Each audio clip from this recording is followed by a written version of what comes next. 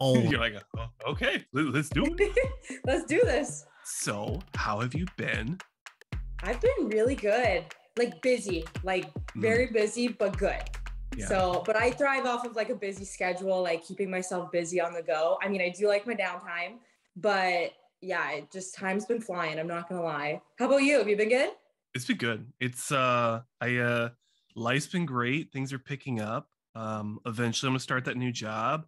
I'm working on like building. I don't know if you can see with the light washes everything out. I actually have a little bit of a tan, so you can't actually tell, but I've been like building a schedule going forward of like when I want to have you and Tyler on for our Northern Muscle. And then I'm trying to start like my other shows for Classic and 212 and Women's. So it's been really exciting. Yeah. Just like, it feels like I'm getting like a little small piece of professionalism to this little YouTube channel. So it's a lot of fun. No, it's amazing. And it's also like, I feel like it's really exciting to start planning out and you have all these like big ideas and then to finally see them to come into fruition afterwards. Like that's such an exciting journey. Like I'm excited for you. Yeah. Like I'm excited for all of us. Like, you're definitely gonna be on the channel more often than, than others. So it's going to be fun. It'll be fun. Some fun chats. That's for sure. Yeah. Yeah. Paul, how are you? Good. Thank you. How you doing, Josh? Hi, Abby. I am Hi, phenomenal. Paul. How you guys doing? Good. Good. Happy to see your mic's working. Yeah. Just a little check here. We're all good. Yeah. It's amazing that seems to be between like, I love watching the podcast with you and Fouad. It's amazing how consistent you are with your sound and Guy is with being late. It's just, yeah.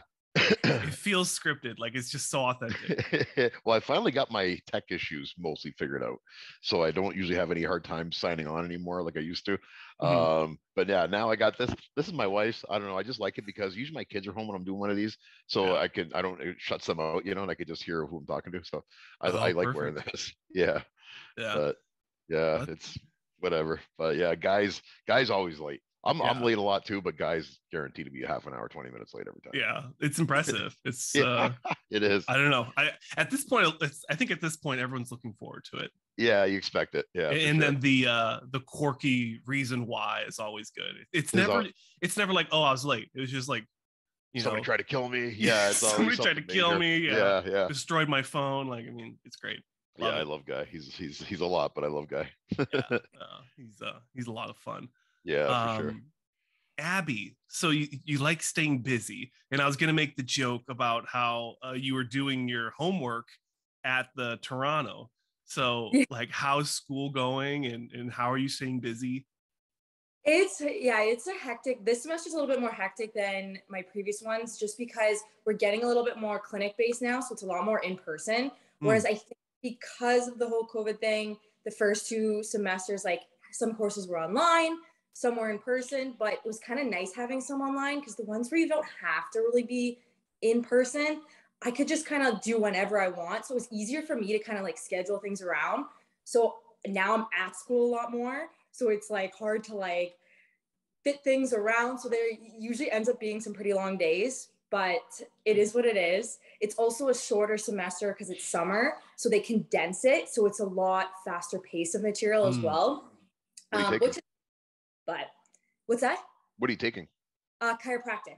Oh, are you really? Yeah. Oh, awesome. Isn't there a school like in St. Louis or something that's pretty popular that a lot of people go down to study at, I guess? In the US? Yeah. I have a few friends from around here that did chiropractic and they went to St. Louis for some reason. I don't know why. Yeah, I lived about 3 hours away from St. Louis. So really? I'm not sure. Oh.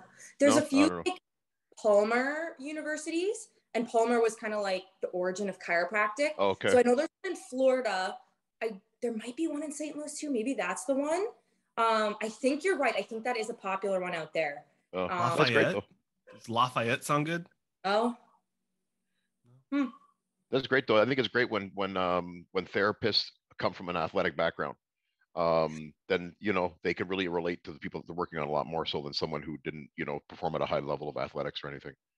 For sure. No, 100%. And it was cool. I can't remember if I was talking to you about it, Josh, on last podcast, but I had a course like gross anatomy and it's human dissection, which is like, it's kind of morbid, but at the same time, like it was so fascinating because even us, like as athletes, like working out in a gym, like you're now seeing like you can research like where the muscle's attaching and like where it's going, but to actually physically see and like the mechanic, like it's so fascinating just to see the network, the nerves, like why like you might have like some like, I don't know, numbness or tingling going down, or like something's pinching, like, okay, maybe something's overlapping this nerve or whatnot. Like it was really cool to just kind of like see that aspect, and like, because most people don't get to see something like that from that point of view. So it was really cool. Yeah, I'm sure. Yeah. Okay. Abby, how are you balancing all this craziness while also being a pro? Like, how are you balancing your workouts, your meals, family life? I think you have a dog. So he just actually, we had to put him down this past week. So it was, sorry. Don't worry. It was, we knew it was coming. Like he was his birthday was actually yesterday. It would have been yesterday. He would have been 13, but he was older, like definitely tough because it's a family dog. But when he starts to like suffer, like, it's the right thing to do. So definitely tough, like trying to convince my parents to get another one, but they're like, no, they can't. Decent time. Maybe two. Yeah. Yeah. But no, I think it just a lot of planning, like a ton of planning ahead of time, organization. I mean, I'm not always the most organized person, but like definitely kind of have to be. And it's long days. Like some of my days, like I'll wake up at 5:30. I'm at school by 6:30 for cardio.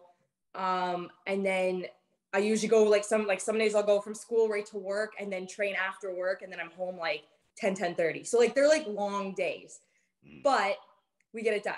Now, not every day is like that. Some days are shorter and classes end early. I can work out earlier or I don't work. So it's nice, but it's just, again, planning, figuring out what days to like meal prep so that everything's just ready in the fridge, so that the night before, like I get all my meals prepped ready in containers. That way I wake up, grab them, put them in my backpack and go. So it's just, again, planning, like it's huge. What about you, Paul, with working on the board. I was gonna say state line, but I'm like, it's bigger than a state. Well, like, I don't compete anymore. Back when I was still competing, just like Abby, it was very difficult to balance everything. Time management becomes, your most important tool. And now just life changes, like as I'm getting older, I don't have any aspirations of competing anymore. So, I don't mind missing a meal here and there, or even a workout here and there, but I have kids now. So one more responsibility shifts to another.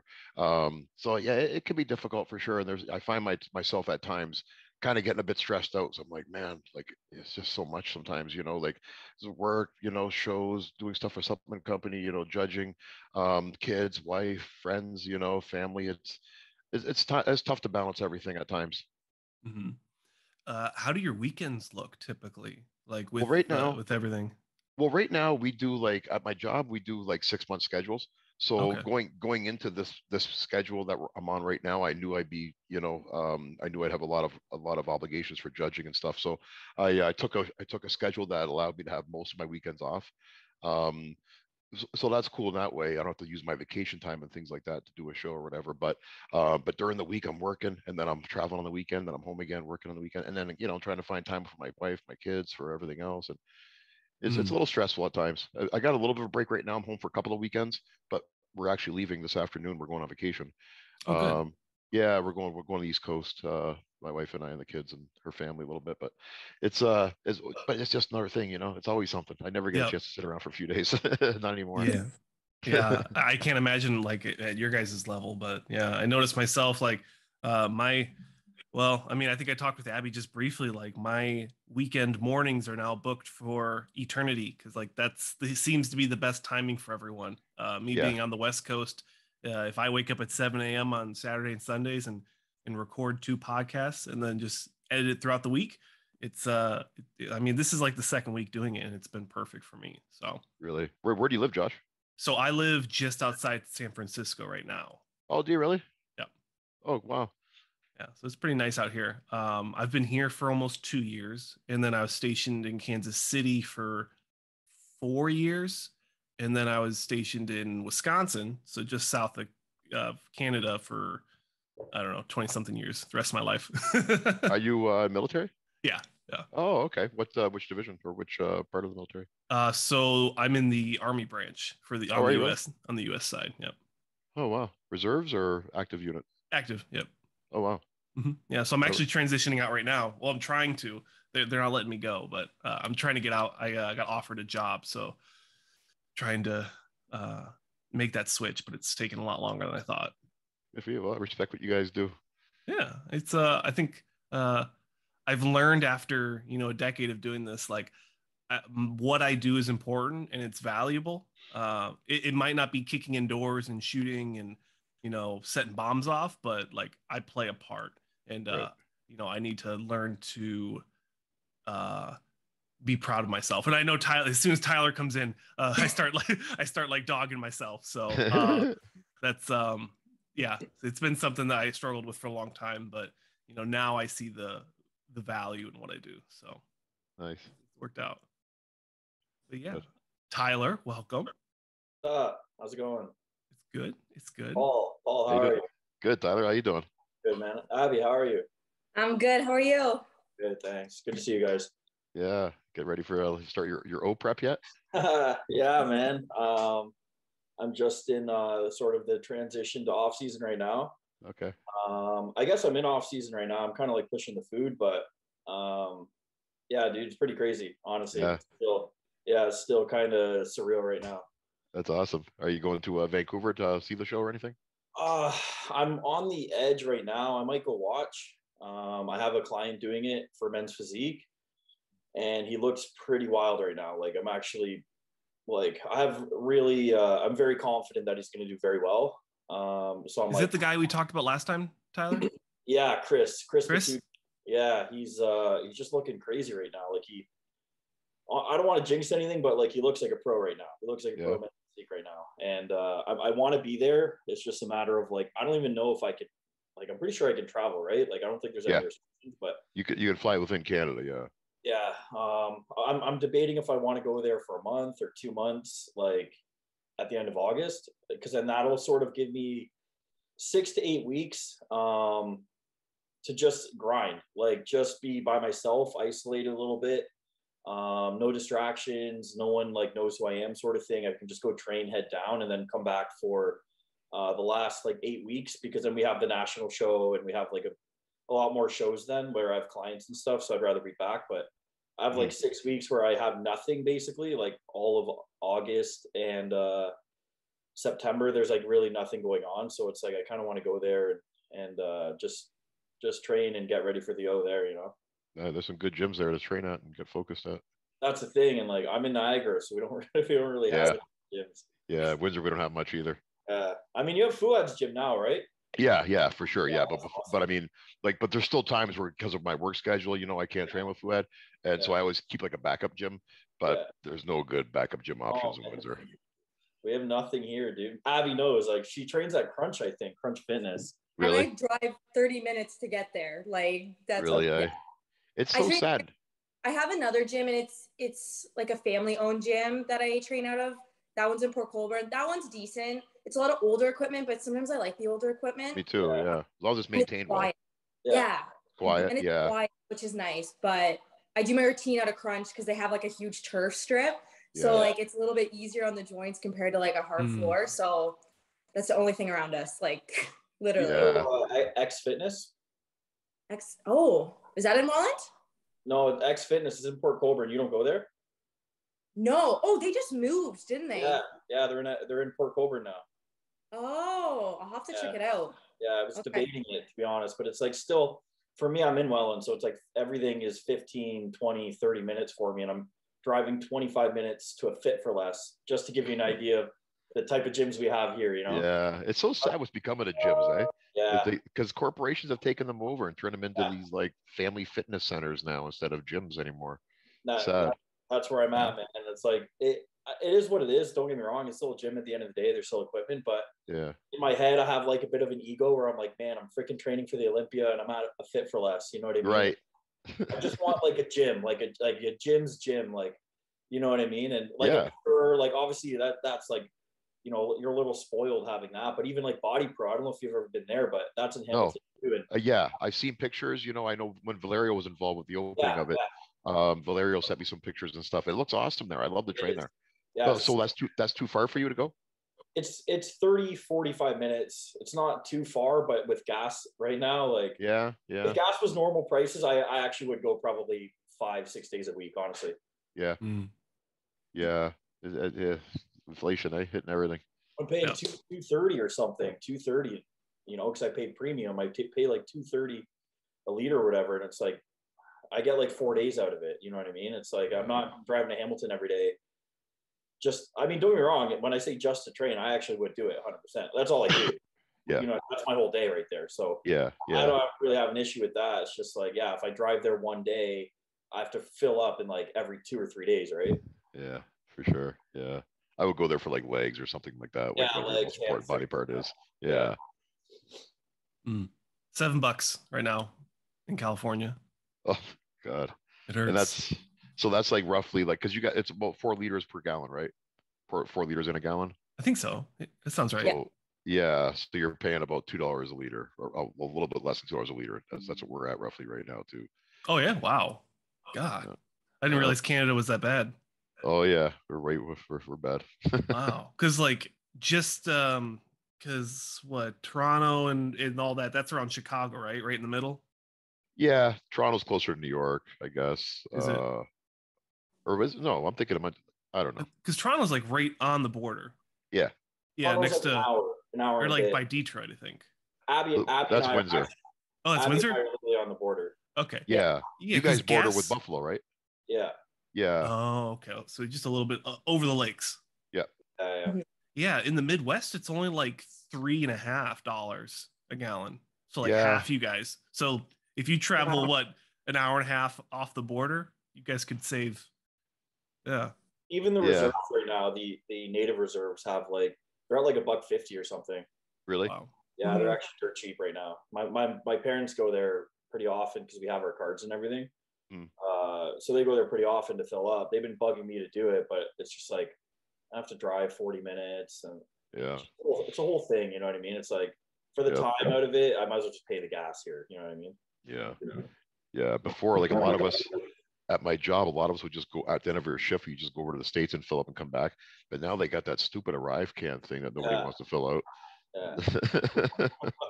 What is that? You got to fill out an app to come back to our country now. Like every day? Yeah. Unless you're like an essential student or worker, you have to fill it out every day. So I kind of luck out. I don't have to fill it out at all. I can just like freely like back and forth. It's crazy. COVID. Yep. COVID. I'm surprised. So you guys are all like relatively close in location, or pretty close? Yeah. I know Abby and Tyler are very close. We're like both 3.5 hours from them. Yeah, give or take. Abby and I are like 10 minutes away, 15 minutes away. Yeah, so like Abby and Tyler, I'm surprised a pro hasn't stepped up and wanted to open like a real gym in your guys' area. And then like my entrepreneur brain's like start a gym and then bring all the pros in for like a grand opening, and then figure out some kind of like supplement store in the front, maybe a Foreman grill on the side so you can get your chicken breasts on the way out, and then have like a stage area for like a small NPC show or a CPA. I'm surprised no one hasn't talked about that yet. Well, the first thing is Abby and I are the only pros. Oh, like, okay. In the area. Pro Julia, but that's about there's 3 of us. That's it. And Mindy's like somewhat close too. Yeah, but that's it. Like Hamilton is relatively close to us all. That's where Pure is. So like that's kind of the mecca right now. But here, the gym I was telling you about, the one I went to, that was like the whole goal. Like we had ownership like kind of talk to a few others to kind of revamp the gym and make it into that like good like one big gym for the destination. But things didn't work out that way, and I feel like everything kind of happens for a reason. So, but we don't have pros in Niagara, dude. We have like 2 or 3.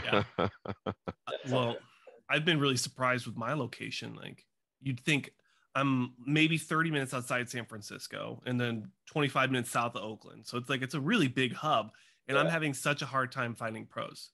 Really? And to that extent, I've seen NPC shows in the town I live in, and I didn't hear about it.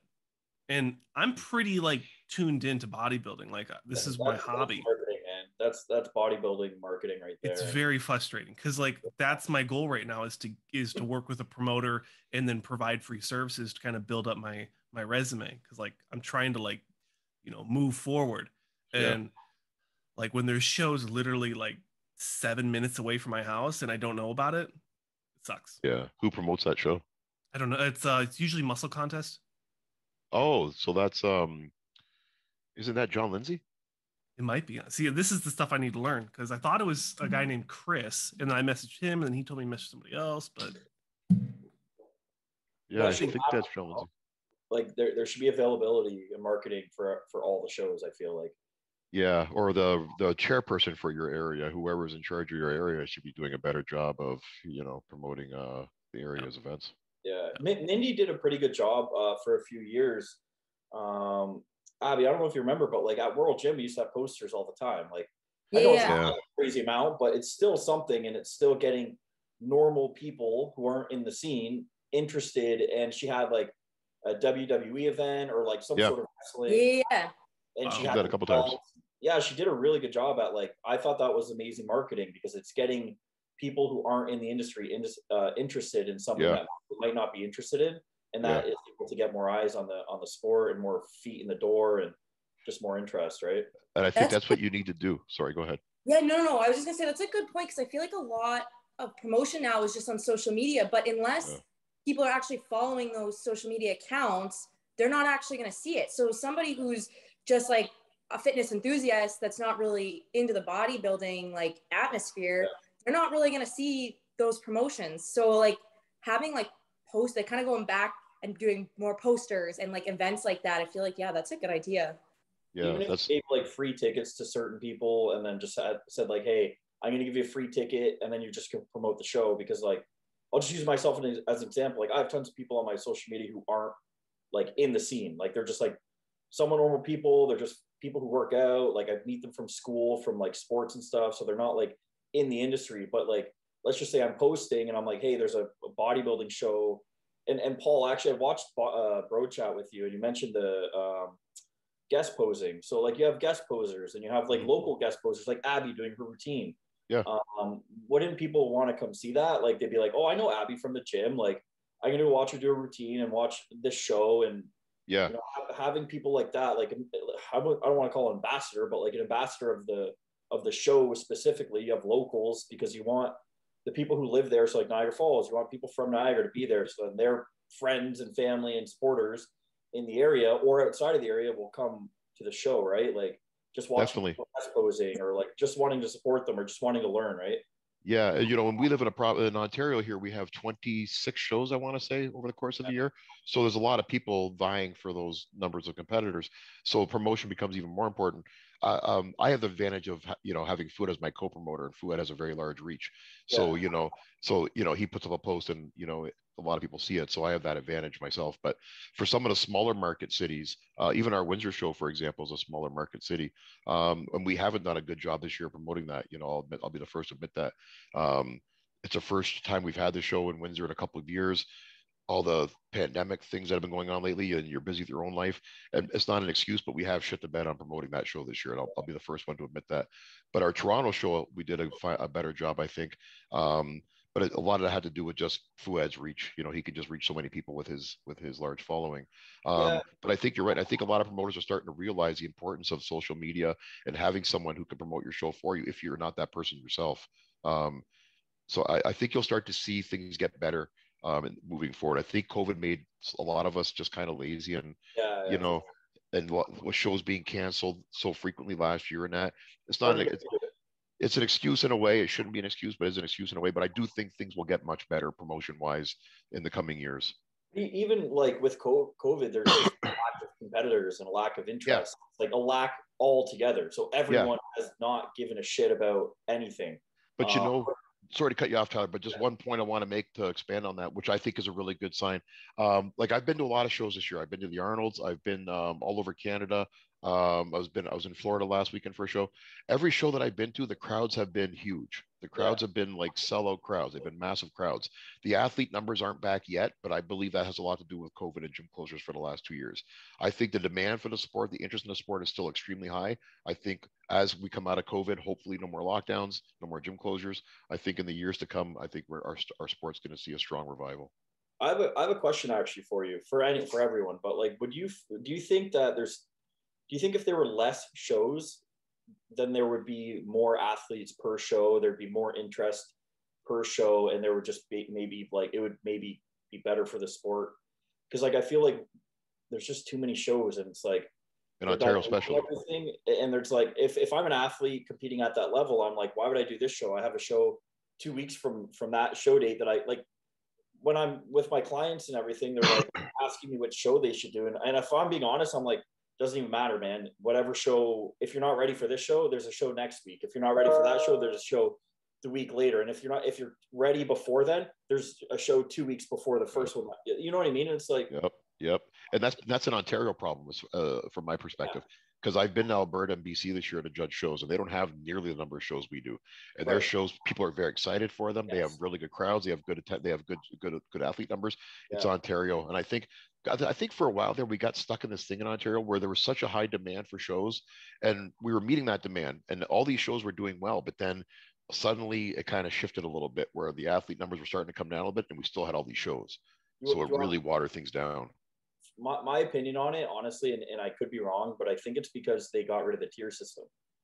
Because I think that's got a lot to do with it too. Yeah. I think because a lot of people aren't ready to be a pro yet, and they're going from a regional level, which now in our current sort of scope, you're getting 4 to 5 people per class if you're even lucky. So pretty much everyone's qualifying for nationals, and if I'm getting 3rd out of 4, I'm like, I'm not ready for a pro card, so I'm going to take some time off. And then everyone knows what happens in off season. You get a little lazy, you're off the diet, you get a little tired, you're not training as hard, and then the next year comes and you're not going to compete because you haven't changed, or you do compete and then you just get absolutely dusted, and then you're like, okay, well, I'm done because this clearly isn't for me. And it's just a constant like deterrent for people where I'm like, I don't feel confident in competing because I'm not competing at my level. Or there's the complete opposite. Now people are just like walking in shows, getting an easy overall, and it's like there's not much of you're not competing with the level of people that you're at. You're not competing at your level. You're either competing against people you're way ahead, or you're competing against people who are way ahead of you that you're in your head. You're like, I'm never going to catch these people. I need like 3 to 4 years to catch these people. And that's where the bridge for provincials came in handy, because then you have regional, then you go to provincials, which is a year later. Then you can take another year off, go to nationals, maybe get your top 5 and requalify, then take that next year off. There's like a 4 to 5 to 6 year span just with that extra tier, like the extra show in between nationals, that allows you to grow at a proper rate, like an appropriate rate, and like you're developing at that rate, right? Like at a normal pace. Whereas like, it's basically you're either level 1, literally your first show ever, or you're going for a pro card. And it's like, I just feel like it's too much of a gap. You know what I mean? I agree with you 100%. I'd love to see us go back to 3 or 4. Even when I first started, we had 5 levels. We had 5 levels in amateur. So it would take you literally 10 to 15 years to get your pro card alone. So by the time guys got to pros, they were ready. You know, they've been seasoned veterans of the sport for a long time. So I think what happened was, and this is just my perspective again, bodybuilding became a business more than a sport, you know. And I think you've got a number of pro shows now too that need athletes. So it's kind of like this system of feeding the pro shows through the amateur ranks. But I don't like it either. But to be honest with you, I'm an old school guy. I've been around the sport for 30 years. I like the way things they used to be. Some of that stubborn change in my part for sure. But I feel like being a pro meant a little bit more than it does today. And I don't mean to insult anybody by saying that. You're right, 100%. Even me as a pro, I'm like, it doesn't mean anything. I'm being honest. As much as it's not as prestigious as it once was. I agree. Yeah, people are like, oh, you're a pro or whatever, and it's like everyone's a pro now. Like you just do if you get the right show, the right time, you get a second place in the right show, or a small like the Pittsburgh show has like masters classes and stuff, and it's like you pick the right show, the right time, the right people. You're in the middle of COVID and there's no competitors, and overseas, and you know what I mean. There's a way to get a pro card if you want a pro card, but you're right. It's just, it sort of watered it down a little bit. It did in a big way. And I'd like to see us try to find a happy middle ground again. Happy medium. I was just going to say, like, you know, you're saying things are, you liked it before, which is obviously, it was good before, but obviously has to adapt to the times too. But I think it kind of just went too far. Yes. Like, where we're like, it's that participation mentality. Like, everyone gets a pro card. If you're here, you get a pro card. You know what I mean? And even pro shows, like, I just think there's a little bit too many right now. Like, I mean, right now there's like 40 guys for the Classic Olympia, and we're only halfway through the year. Yeah, that's right. So it's like you do. Oh wow. Yeah, like even me, as I'm like, it feels a little bit watered down, if I'm being completely honest. Like, I'm so proud and whatever, and I'm excited, but it does dilute the excitement a little bit when there's 40 something people in the show. Yeah. And I think, sorry, and I think what happens there a lot too is, you know, if you want to put on a pro show, you have to pay a sanctioning fee per class, per category. So, and the most, as far as I know, I've never put on a pro show yet. I hope to one day, but but as far as I know, the most expensive one is open bodybuilding. So that's why you see the fewest number of pro shows having open bodybuilding. And like the newer the division, the cheaper, I guess you could say, the sanctioning fee. So I think that's why, and like a newer class, classic, wellness, you know, some of these newer classes, the sanctioning fee might be a little bit lower for the first few years to get, you know, to get that category going. Yeah. So you may have seen a lot of classic, a lot of pro shows with classic physique the last couple of years for that reason. But the negative side effect of that is that you're going to have a flooded Mr. Olympia. Right. That makes sense, because you have so many men's physique and bikini shows that, you know, from my point of view, where I'm actually like looking at the scorecards, I can't even keep up with all the shows. Like, if I were to just recap all the shows that happened in the last 3 weeks, that would be like a whole podcast. Oh, if you ever go through the IFBB Pro League schedule, there's a few shows on every single weekend, pretty much. Yeah, it's crazy. I think I remember when I was doing the indie coverage for Dave, and I think there was like 3 other shows that weekend. And I was like, how are you supposed to? I mean, I'm just one person, but it's just crazy. And I get it if you have a show in Europe, a show like in Asia, a show in the US, but when you have like 3 or 4 pro shows in the US alone on the same day, I don't know. I feel like there's not a lot of money to be like. Not a lot of marketing, not a lot of money. When you look at the prize money, though, it's like, not trying to be rude or anything, but you have like, if you have 5 shows on the same weekend, you look at the prize money and they're like 20 to 30,000 for everyone. Yeah. Like, when they market that, it's like a 50K prize money. You're like, oh, that's a lot of money. Like 50K if I win the show. It's like, no. That's 50K allocated across everybody.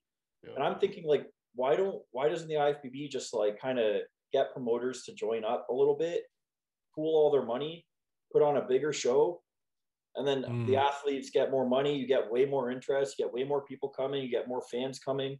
And then we can get into a whole freaking conversation with the live streams and having accessibility to the shows. And, you know, but it's just, I don't understand why we're doing 20 shows with $2,000. Do you know what I mean? They're like, and it makes on it. There's more money to be made if you actually pull it all together, because then you're getting all of those athletes when there's only 10 athletes per show. Now you're getting 20 to 30 to 40 athletes, whatever it is. But all their fans, all their supporters, everyone's coming into one show. All the different sponsors are coming into one show. Like, you're going to get way more sponsors because they're going to be like, well, this is a way bigger show. I'm going to pay a premium price for it, right? Yeah. You get a little bit of an expo, and then it's like, man, there's just so much. I feel like, just my opinion, there's so much more money to be made if you sort of delegate a little bit more and kind of make everything a little smaller. Because if you make everything smaller, everything gets bigger, right? I agree. There's a lot of pros, but for Paul, like, what are the negatives from the promoter side for having a pro show? For like, to counter what Tyler was saying, like, from a promoter side, like, are there any like downsides from consolidating shows to make them bigger and to make all those benefits Tyler was talking about? Well, I think one of the biggest jobs, a director of an organization, like in our case that would be Ron, IFBB, that would be Jim ultimately, keeping everybody happy, you know. So the hard part of that would be, okay, I'm going to take away these guys 5 shows to give them to this one guy to consolidate it, and I totally get the justification for it, and I agree with you. We have way too many shows. I agree 100%. But I think now it's almost like the problem's gotten kind of out of hand. How do you rein it in now? Because, like, so you literally have to take shows away from people, and then give them to somebody else? And how do you determine who gets those shows and who doesn't get those shows? What You if can you do it just on make like a board? You take the promoters and you have like a board of directors, and then they manage that one big show, that championship. To be honest, I would love to see us go back to that kind of a board system. We don't have that anymore. When under the old way, when we used to be under the CFBB, the Canadian Federation of Bodybuilding. Yeah. Remember there's that split in 2017. Yeah. When we were under their umbrella, I was one of the directors for Ontario. Ron was our president. We had a team of 4 directors, and we had a board. We would meet annually. We would discuss issues. We'd vote on issues. Wow. But that's no longer the case. Ever since the split, it's all consolidated, the power. Not to say that that's right or wrong, Sure. We're just talking to say that. Yeah. But there's no longer the board set up, at least at the moment. It's one person that has the power now. I think, sorry to cut you off. I think if you're telling a promoter they can't, I think they should just have if a promoter has a show, which we see promoters have multiple shows, maybe just do one show. Like Mindy, for example, just because I know she has Mindy O'Brien in the Niagara Falls Classic, why not just do one? Just do one in Niagara Falls. And I'm not saying her specifically, but just in general, because there's so many pro promoters too who have so many shows. It's well, why not just do 1 or 2? And it's hard for the IFBB to say to a promoter, hey, you're on paper, you might make less money. They won't though. In my opinion, I believe that actually make more money. Yeah. And I see opportunities to grow the individual show. So instead of doing 2 shows, if you do 1, there's opportunities, in my opinion, to grow that individual 1 more than trying to grow 2. Because if you just immediately dilute it. For sure. I know with right? Ron's always had a rule that if you have 2 shows, one must be a natural, one must be an open. Right. Oh, wow. Yeah, we have a pretty big natural stream in Canada. Yeah, that's where I'm struggling on this side is because I still compete naturally. And it's I don't want to get smoked. Now too, I believe, or at least it's starting to start to have more natural shows, at least I believe. Oh, cool. I think the NPC kind of liked what the CPA was doing on that regard and kind of wants to go the same route. That'd be good to see. But yeah, because Fouad and I have 2 shows too, Tyler, and one's open, one's natural, one's in Toronto, one's in Windsor, so they're kind of far from each other. A lot of it too was before this influx of all these shows that we currently have. For a while there wasn't very many promoters at all. So some promoters were stepping up to take on more shows because there wasn't anybody else in that city that was willing to put on a show. So they're kind of like legacy promoters. So that might create another problem. Whereas how do you say to someone, I know you've had this show for 15 years, but I'm going to take it away from you now because I have too many shows. It's a job that I wouldn't want that job myself, to be that person that's got to take things away. But at the end of the day, you're the boss. You got to make the decisions that may be tough to make sometimes. Right? Hard decisions, but you gotta keep the sport advancing. Yeah, you got to package it in a way where it's not, I'm taking this away from you. You need to package it in a way that it's, hey, we're gonna build this into something so much better for you, the athletes, the sport, the organization. Yeah. Make it into like an LA Fit Expo or something. Make it into a really grand event. Right. I mean, I'm getting goosebumps, but it just that makes sense to me. So, I've got some great ideas I want to do with our Windsor show where I can incorporate Detroit into it and have a Can-Am. Yeah. Logistically, it's extremely difficult. Yeah. Logistically, it's extremely difficult because, for one thing, which side of the board are you going to put it on? Who gets the money from the show? Who do you pay the sanctioning fee to? The qualifications, how's that going to work? If he's a top 3 Canadian, but he's 5th because 2 Americans beat him, does he miss his qualification in Canada? There's so many logistical things to work out. Not to say it's impossible, and it's something that I want to continue to work on. Yeah, that sounds great. But logistically, there's a lot to work out. Mm. Okay. Well, Paul, go ahead, Tyler. I was just gonna think of it as maybe they just qualify as they qualify. If they get top 5, that's their placing for their, because it's all under the IFBB NPC umbrella, right? Yeah. For sure. If you get 4th or 5th, you're 4th or 5th, whether you're NPC or you're CPA. But I could argue that I would still love to see the CPA maybe go back to their roots a little bit. Not I understand there were issues with the CBBF and everything, but it's maybe if they kind of went under that, back to that organizational structure. Whereas, right? You know what I mean? Where there's a board of directors. Yeah. Everything is a little bit more. I don't want to say organized, but more under the same umbrella. It's a CPA show, everything is kind of done the same way because it's under like certain standards, you know what I mean? Right. And I'm of the belief that 5 heads are better than one, you know, or whatever. Like you got a board brainstorming ideas every once or twice a year. I think 5 heads are better than one, in my opinion. You know, you come up with some better ideas this way. Have 5 athlete reps instead of 1. That sounds good to me too. It does. Yeah. Okay. So Paul, you kind of opened up this can of worms. And I really want to dig into it because that's it's one of the big reasons I wanted to make sure we had you on here was to talk about the Fouad Abiod, wow, championship, and then how you guys made it so amazing and how it seems so like seamless and just like it looked like a great show. So I have it's like a 6-parter here. I wanted to know, first off, like just talk about the FAC and like how you guys planned it and how you executed it to make it, what it was. Well, we've always, from day one, we always want to put on shows that were like, had a professional feeling to them. Yeah. We were not interested in putting on shows in high school gyms and, makeshift venues, just to try to make a buck. Cause we both, I was an amateur bodybuilder at one time, Fouad's professional bodybuilder.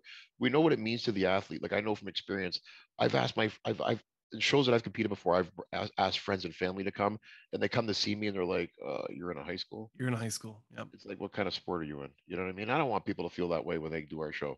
So we've always made a pact that if we're going to put on shows, we're going to do it professionally. We're going to do it in theaters or at least high-end venues, so the athletes have that profession. They feel like they're on a professional stage. So that was number one. And I mean, obviously having Fouad as a partner is a massive advantage. He's got so many contacts and such a large following. That speaks for itself. But the theater that we use this year, which I'm proud of this because that theater I kind of found on my own a few years ago, actually, but we were unable to use it because of COVID. Yeah.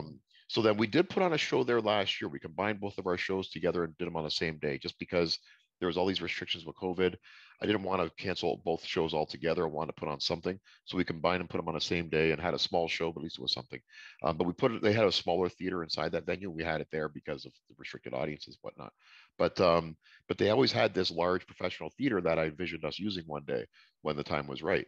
And then this year with no restrictions, I was like, okay, great. We could use this place finally. Because I knew it was a beautiful theater. And they put on concerts and stuff like that at this place. So they know how to do lighting. They know how to do audio.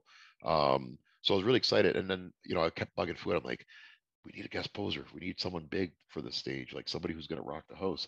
I was like, I want Nick, but Nick can't travel yet. And then we're thinking, who can we get? And we're thinking, oh, Samson. Like, and then Fouad one day was like, okay, I got Samson coming down. I was so excited. I was like, fuck yeah. Samson's going to rock the house, man. Like, he's in my opinion, one of the best physiques in the world right now coming up. Could be top 10. How did that go? I think he's going to. Like, how did the crowd reaction go? Like, how was the reception to watching? Great. It was really good. I mean, Samson, the way he poses, he kind of poses like more, sort of like Cedric, more like theatrical, slower movements and that, as opposed to like getting the crowd geared up, with like hardcore shots. So so it wasn't like a loud, like a loud crowd where they were, doing that kind of stuff, but everyone really liked his performance, and he's a great poser. So his routine was beautiful, and he looked great. I mean, Samson, like I said, in my opinion, he's going to be top 5. Yeah. If he comes in like perfect shape in conditioning, I mean, who knows? I mean, top 10 for sure, but I mean, the top 5 is so packed. Like, it is. I wonder what he would look like next to Hunter. What he would look like next to Hottie. Who's going to be in that 4? Bonac. Yeah, and that's what I want to see, because he hasn't stood next to some of these guys yet. Yeah. And with Samson's shape, and he's gotten so much bigger the last year or two, and I don't know, he really impresses me a lot. But yeah, so it was great to have Samson there at this beautiful theater this year, and it went really well. I was really proud of it this year. So yeah, we're just going to keep building on it. We want to just keep making it bigger and better. So next year we're already starting plans for next year. We're locking down a date. Good. Right now. That's good to hear. Getting really ahead of it. Yeah, that's the big one. We take a lot of pride in that show. We want to make sure we put on a top-notch show. Right. Do you guys have commentators for that show? You mean for the live feed? Yeah. No, we thought about it the first year. We were going to have Fouad sort of do like a live broadcast kind of thing. Too easy. Yeah, but we didn't end up doing it for whatever reasons. This year, we thought it was better just to have Fouad walking around meeting people. you know, we brought in like hostile supplements aren't in Canada yet, but we're able to get some samples to sell at the show and some clothing and whatnot. So we kind of set up like a hostile shop with all the supplements and clothing, and then we wanted Fouad just walking around, him and Samson shaking hands with people, taking pictures, you know, meeting his fans.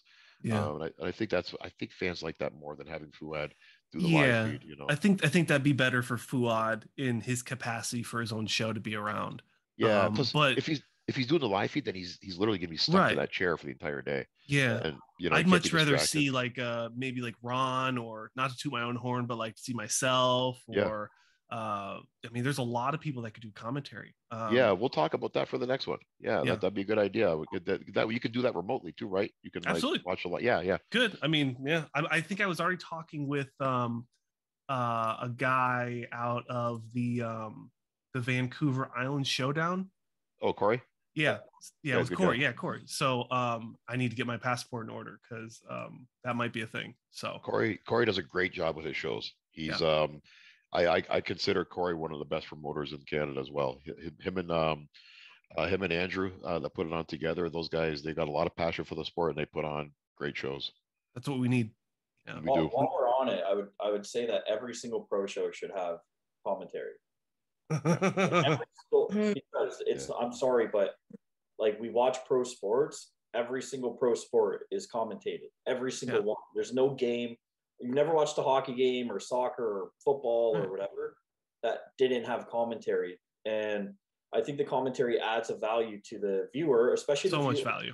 Like my parents, if my parents are watching, they don't know what's going on, and that's more than likely the most, like, a lot of people who are watching these events are people who really don't know what's going on, because they're just supporting their family or friends or whatever, right? So it's like, I feel like every single show should have that element to it to make it feel like a professional event, for one, and then also it provides value to the viewer to learn what they're watching. Like, even like for myself, if I'm watching Abby and doing fitness, like, I might not know exactly what's being judged at that time, like, because they have 100% the routine round, and then they have the comparison round, and I don't know I might not know what I'm watching specifically. Or like for the routine, like, they should have like a commentary to say these are the specific moves that they have to do.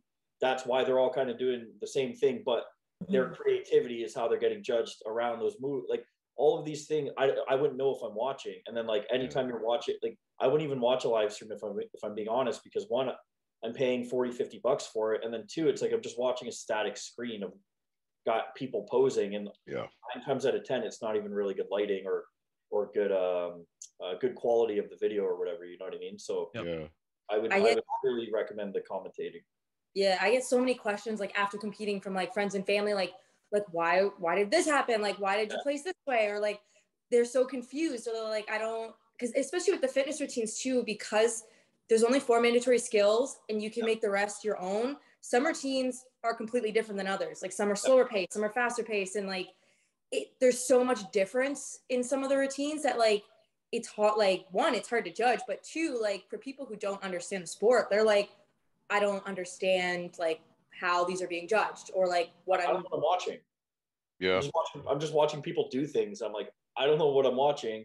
And I want to be, as a viewer, especially someone in the industry, like, I want to be invested in the show. I want to be like, I want to have like that level of like excitement. Like, okay, let's say they switch 2 people. As a viewer, I want the commentator like, oh my God, they just switched these 2 people. Like, what could this mean? You know, it means that going from creates person more hype. Like, create like a little bit of excitement for the show. Because if I'm being honest, I'm watching these shows and I'm like, I'm starting to snooze during them. And I love bodybuilding. Like, I love watching it. I love watching the comparisons. And while I'm on it, I would actually rather see way more comparisons than individual, if I'm being honest.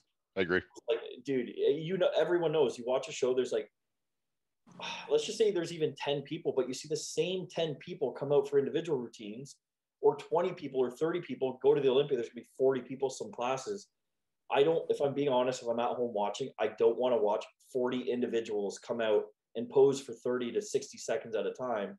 I'd rather them not do that, and then just do like way more comparisons, because then you're working more too, right? As an athlete, you're going to get worked more, which, like, I'm an athlete. I want to pose, like, I want to leave the stage like, holy shit, that was a whole workout, because that's what we're there to do. But when you're doing the individual routine, which lasts like, 30 to 60 seconds per person, and then you come out for comparisons, it's like, okay, this has been gone on way too long. This has been like 30 to 40 minutes just for one class. Let's not do a crazy amount of comparisons, because like we got to get these guys off to get the other class going.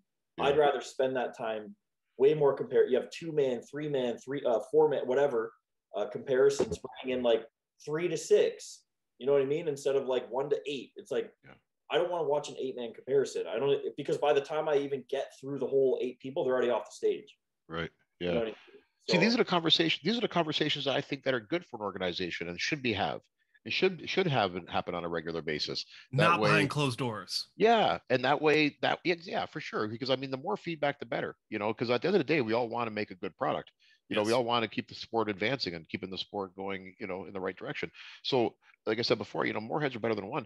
So if we can all, brainstorm ideas, we can make things better. And I think it's important to do. And maybe we've gotten away from that. I'm not really sure, but like hearing that stuff that you said, Tyler, about the live feed, like as a promoter, I didn't really realize. I never thought about that. You're right. It is important for people at home who may not know what they're looking at to be told what they're looking at, kind of, or to be kind of guided with that. I think it'd be really important. I never thought about that, before. So yeah, I don't know. I just think toot my own horn, but I do have a sport management degree, so like this is literally this is literally what I went to school for. So that's why I'm looking at it from a different perspective of like, how am I going to get the viewers involved in everything? Because that's what sells. Like, and that's what we all want. And so if we can all help each other get to that point, that's what we all want. So let's talk about things and make things better. Yeah. And I don't know if it's just, I'm not sure, I'm not saying this sport specifically, but just in general, sometimes you kind of get like your old guard, so to speak, at the top of things. 100%. And they're disconnected from what's going on in the field, and that's why I mean, that's this whole, athlete rep thing, like that whole argument. It's just, it's somebody who's disconnected from the community, and then someone like Fouad who's literally got the finger on the pulse. Right. It's just, because not to talk about that. No. Whatever stuff. But one point that I saw in some of the comments that I thought was very telling. There was one particular pro who made the comment several times during that post. I didn't know we had an athlete rep. Yeah. Joel Thomas did that, and I thought that was really interesting. I was like, I mean, that speaks for itself, in my opinion. Yeah. I only knew because I watched like maybe it was RX Muscle. I don't know, like 5 years ago, 6 years. Like I only knew about the athlete rep. I don't want to like throw anyone under the bus or anything. Yeah. I only knew because I learned about it like years ago. I didn't know it was still a thing. I didn't know. If I'm being honest, like that is something from a sport management. I'm like, dude, we need representation. We need vocal representation. Like, athletes rep should be like extremely vocal about that. They're the athletes rep. They should be vocal about their efforts in changing things, like in what they're doing. Like they should be vocal about it so that we as athletes can then support them, or then come to them and say, hey, listen, like, I feel like this would be a good idea. I don't really like that idea. Like there's certain things that maybe the athletes would, or the sport would benefit from having the athletes involved a little bit more. Yeah. But at the same point though, there's how many pros? Like, how are you going to manage? I was just thinking that. So that's why each division perhaps should have their own rep. Go-to person. Because and then they can have a board. Yeah, and each division has their own separate concerns and whatnot. So I don't think someone can properly represent all categories, anyways. No, I think you should have one for each category, at least one. That's a great idea, Paul. Yeah, if not more, maybe. I mean, like I shouldn't be representing women's fitness, for example. I don't know what you guys go through, so you should have someone who's a little bit more versed in that category being the representative for that division. Yeah, that's like Mindy, for example, could really right. We got a lot of good candidates for these positions, I think, and I think it's something that we could make that would help make the sport better. Even if you had one for Canada for every category, then one for US for every category, then like Brazil, like we don't know anything that's going on over there, and they have a lot of pros. Like in Europe, you know what I mean? Like you'd have like a representative per region or whatever, you know what I mean? Right. You could have like a rep within, and it doesn't have to be a structured union, but you could have reps for each division, maybe for like a country, and you bring all those reps together like a Congress, either virtually or in person, and you have an expo or something once a year, and everyone comes together, consolidate your concerns, and you push it up to the IFBB. And then, I mean, I'd hate to say it, but like if they're not going to listen, then what unions do, that would be something that might happen.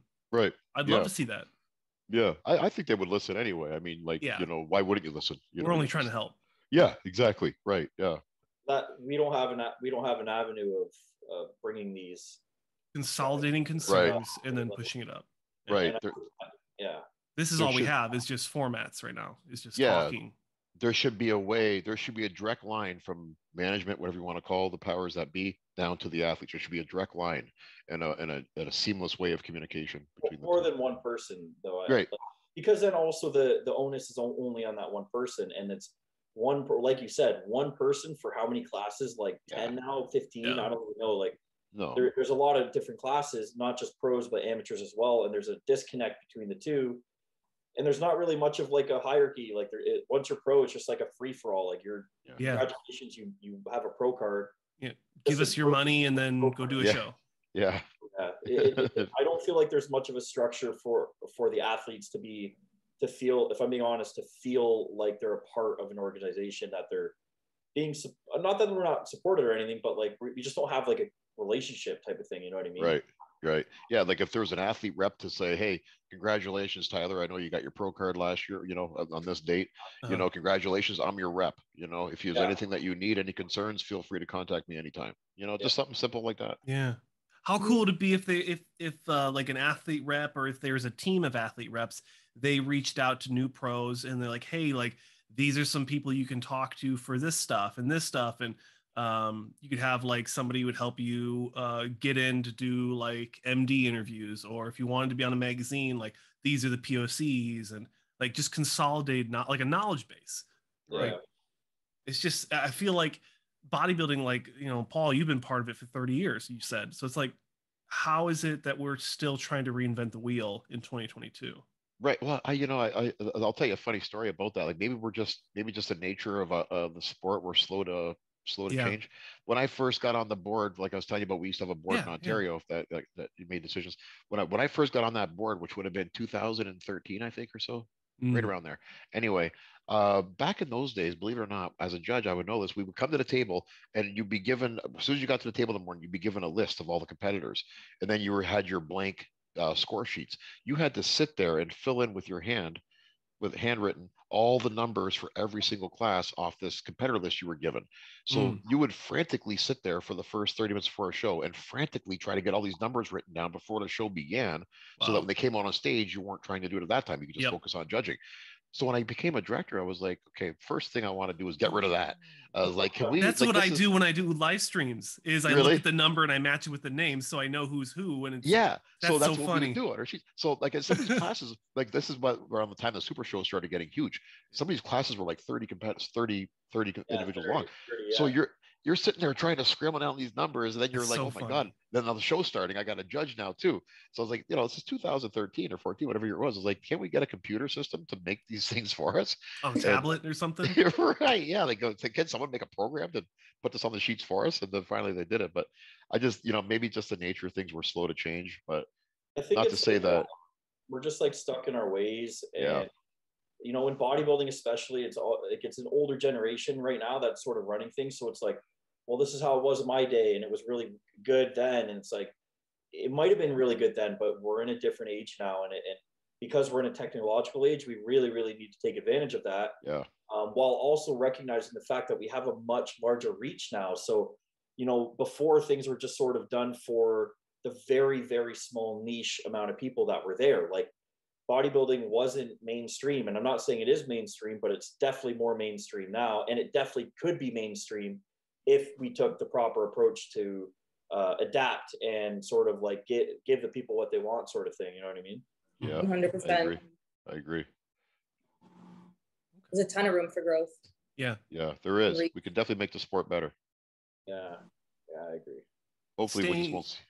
Sorry, I was hopefully we won't see any more COVID stuff in the next year or two, and we can just COVID open, deaths. I mean, it's been rough, but we just gotta keep pushing. And you know, my big platform, or not my big platform, but my big focus on this platform is advocating for athletes and promoting shows. That's it. That's all I care about. And I think I've been pretty true to that in the last year and a half. That's like it. It's you and Fouad's podcast that are for the athletes and promoting shows and promoting the sport. Like, Otherwise, you don't see anything.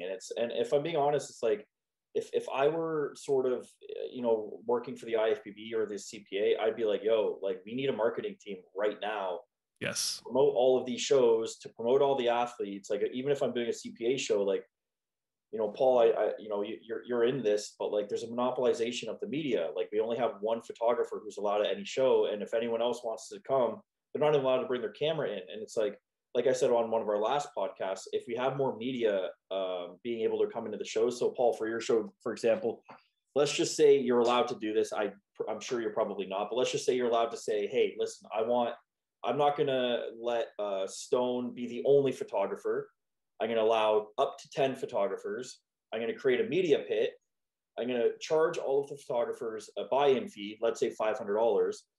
And now you have $5,000 extra into your show that can be allocated into the live stream, into commentating, into better trophies. Plus a royalty fee. Yeah. For sales. Plus royalties. So now the media members are also able to make more money for themselves. And then, also pay out like 5%, 10%, whatever their profits are. Right. And it also creates excitement for the athletes, because like, I want more than just a static blurry picture on stage. Like, left shot, right shot, center shot. I want the emotion captured. Like, if I win or something, if someone wins, like, and they have that moment of getting their name called out, like, I want that photo. Like, I want that moment to be captured. And my parents can't even take a picture because they're not allowed. This is no camera, which I understand. Don't get me wrong. Like, I understand the purpose of it all. Yeah. But it's another issue where, maybe we can find a way to make things better. Like, because as a promoter, you have to sign your official photographer, right? You have to sign a contract with them, because you need someone who's gonna supply the athletes with packages, photo packages, if they request them. So you have to have that one person that you have to have the official. Yes. Yeah, but it's up to it used to be on the promoter's hands in Canada. It used to be that you had to use Zoom because they had a contract with the CPA, but that's no longer the case. Every promoter is free to use whatever photographer they want. Okay. That being said, there's not a lot of photographers out there that shoot bodybuilding shows. In Ontario that I'm aware of, maybe two. I would say there's enough photographers. If there was a call for photographers, you would at least get 10, 100%. Because if you said, hey, not official stage shots as in like static stage shots, but you could have people backstage. Again, like, you have to limit having too many people back there. I get it. Yeah. If you have 5 people backstage and you charge them $500, then they're able to get their clients, say, hey, I'm at Fouad's show. I'm going to be backstage. Who wants to hire me for this show? Because I'll just follow you backstage in your hotel room or whatever. And get real live, candid shots that people, want and are paying for. And again, if you have a media pit, then you get different shots at different angles, again, different emotion. Like, it's just not maybe video. Now you have video content. So now, Paul, for your show, now you have, let's say you hire me to do the photography, and then you say, hey, listen, like, I want that content since you're shooting my show. And I say, yeah, absolutely. Here's everything I shot. I shot some backstage behind the scenes. I got Fouad, I got you guys talking to people. And now you create a reel for Instagram, for Facebook, promotion, for YouTube.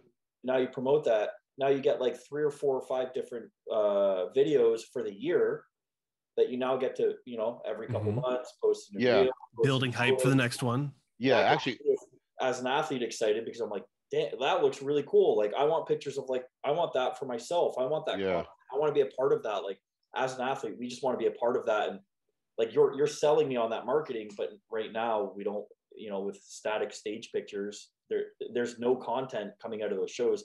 And honestly, a lot of people don't even want to post their stage pictures, because it's like, once you post one, it's like, okay, cool. Like, kind of get the point. It's the same picture 10 times. What you suggested there with our own videographer, we did do for Toronto. We had our own videographer there, and that's where we had some of the promotional videos that Fouad and I posted afterwards were from him. But that he's more of Fouad's videographer that that we use, that Fouad uses for things. But you're right though, Tyler. I think there's a lot of merit in what you said, and I think that there's a lot of room to get better there. Because although and I do like that the promoter has more control over that aspect of the show now, because like you said, like, if I want to put out a call for 10 photographers to come on my show, I can do that, and then and then I could just enlist one of them to do the stage photos, packages, or whatever, if that's the case. Or they can each offer that if they want, and then an athlete can contact them, and whoever has the best product and figure that out. I'm not opposed to that at all. I think those are great ideas. Maybe that's something that we could definitely look into next year, because I agree with you. Like, the more cameras, the better. The more exposure, the better. So why limit it to just one person? Now you're getting different. I don't know how to different feel of the photos, like different backgrounds and different edits, different. So like there's like 10 different, like let's say I hired 3 different photographers. Hey, make sure you get some good stage space. Like they all have different edits. So now like as someone who's not in the show or coming up, they're like, wow, those are like that's a really cool backdrop you guys had. That's really cool lighting. Like, but you don't see that when you're only getting static stage photos. When you're getting creative photographers, creative videographers, they know what they're doing. They're taking advantage of every like angle, lighting, moment. Like they're getting everything that now as an athlete or upcoming athlete or supporter or whatever, I'm like, wow, that looks really cool. And it's just like, as superficial as it is, it's marketing. It's for sure. It is, right? For sure. Yeah. And I do like that idea a lot. That's definitely something I will look into further, for our shows at least. But I like that idea a lot. I think you made some really good points. And from a commentator's point of view, and interviewer, I guess it's a twofer. I would love to see more Olympia style backstage pump up videos, interviews. Old school Dave Palumbo running around like a madman, like just like putting mics in his face. How are you feeling? Like, show me a bicep. Like, I think that would be. I mean, I don't have that kind of energy and charisma. I mean, maybe I do, but maybe not that much. But I'd love to see more of that. Like it's athlete. Gets everyone excited, makes them feel like valued and important. And well, I'll give you an example. I'm sure Abby can like probably same experience, but like when I turned pro, I got my pro card or whatever it was after the show, and I just took off. Like there was no like interview. I think I took a couple pictures or something, which I never got those pictures. It was just like, hey, thanks for coming. Here's your pro card or whatever. See you later. And it was like, don't get me wrong, whatever. I don't really care, but it's like as a like the USAs, you go to the US. If you win the USAs, you're a king for that entire year. Like you are Mr. USA. Like Derek Lunsford, like people literally, it's the epitome of bodybuilding if you win the national show. And it's like not disappointing or anything, but it's like we have Canada shows, Canadian shows, and we get our new pros, and nobody knows who they are. No one knows anything unless you're there at the show or unless you're following the show, right? You're absolutely right. My experience was a little bit different because I got mine at North Americans. So off stage, they had like camera crews set up backstage. So as soon as you walk off, like they immediately like pull you off like one interview, and then they take you for like another. And I think that's awesome. Like Canada should do that. I think it's a special moment. You want to capture it. Right. But 2, you get to like know the athlete. Like you get to know the athlete in pro and whatnot. So. And you're catching the athlete in one of their biggest moments in their careers. Right. You want to capture that excitement and those emotions. If you guys know who was filming that anyways, like, which company was doing that? Who was filming the North Americans? The winners in that? Oh my gosh, I can't remember. Backstage? Yeah, just curious. Probably like MD, maybe Flex. I think it was MD, but there was another company that was there. It was like a athlete representative type company, like something that like as an athlete you can like pay to like have them almost as like like Muscle Icon, something like that, like where you can pay them to kind of help promote you. Something that they were set up. I forget. I think they were with the Olympia too for a year or 2. I don't know if they still are, because this was but so it's someone who's filming it for their own content, for their own website. Gotcha. So they get a press pass or whatever, and they get backstage access that way. I think they were doing like live video of the show as well. I really like those ideas. But again, like these are ideas that that can be discussed and can be implemented. If it makes things we're doing. But you need to have this structure. Like, we had Muscle Insider at the Toronto Pro. Muscle Insider, and they do a great job. They did a really good job, and like that was one thing I appreciated the most, because like if I'm being honest, I didn't expect anything because of the last show. I'm like, they're just going to take off and do my thing, whatever. And they pulled me aside, and I'm like, okay, you know what? I really appreciate, capturing the moment, capturing the emotion of like, I just won, going to the Olympia. Like, but even as a pro, like I just won and now I'm a pro. It's like, don't you want to capture that? Yeah, for sure. Even sell it. Like even like I want to sell the show. So I want to sell this emotion and appease to other people. Like, you could do this too. This could be you. Like, you could, you know what I mean? You could be in this position. And it's like, it's inspiration like too. There's a little bit of a disconnect between marketing and bodybuilding. And there's, there's not a lot of exposure. And it's like, based on what we're doing, or what we're not doing. Yeah. You're right. Muscle Insider does a good job, except I don't know if they have that personality who can go that knows all the athletes, that can go up to people with a microphone and say, hey, Tyler, how you feel at your first pro win? They do a great job with their content, Muscle Insider. I just don't know if they have that person in place that could, sort of fill that role, but not to say that they can't find that person.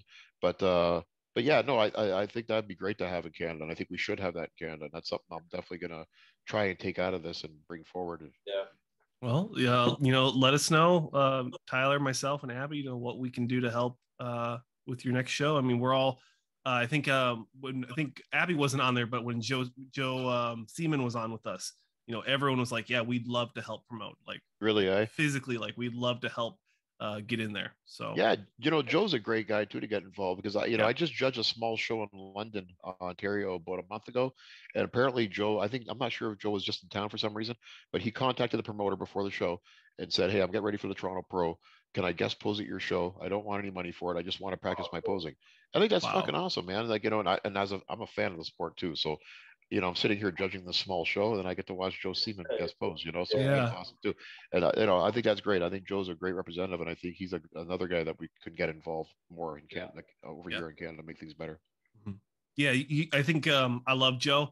I just think maybe you need to hold his hand on some things, because I feel like he's like a really strong introvert, and he just needs that help sometimes. So, love the guy. I want to see him succeed.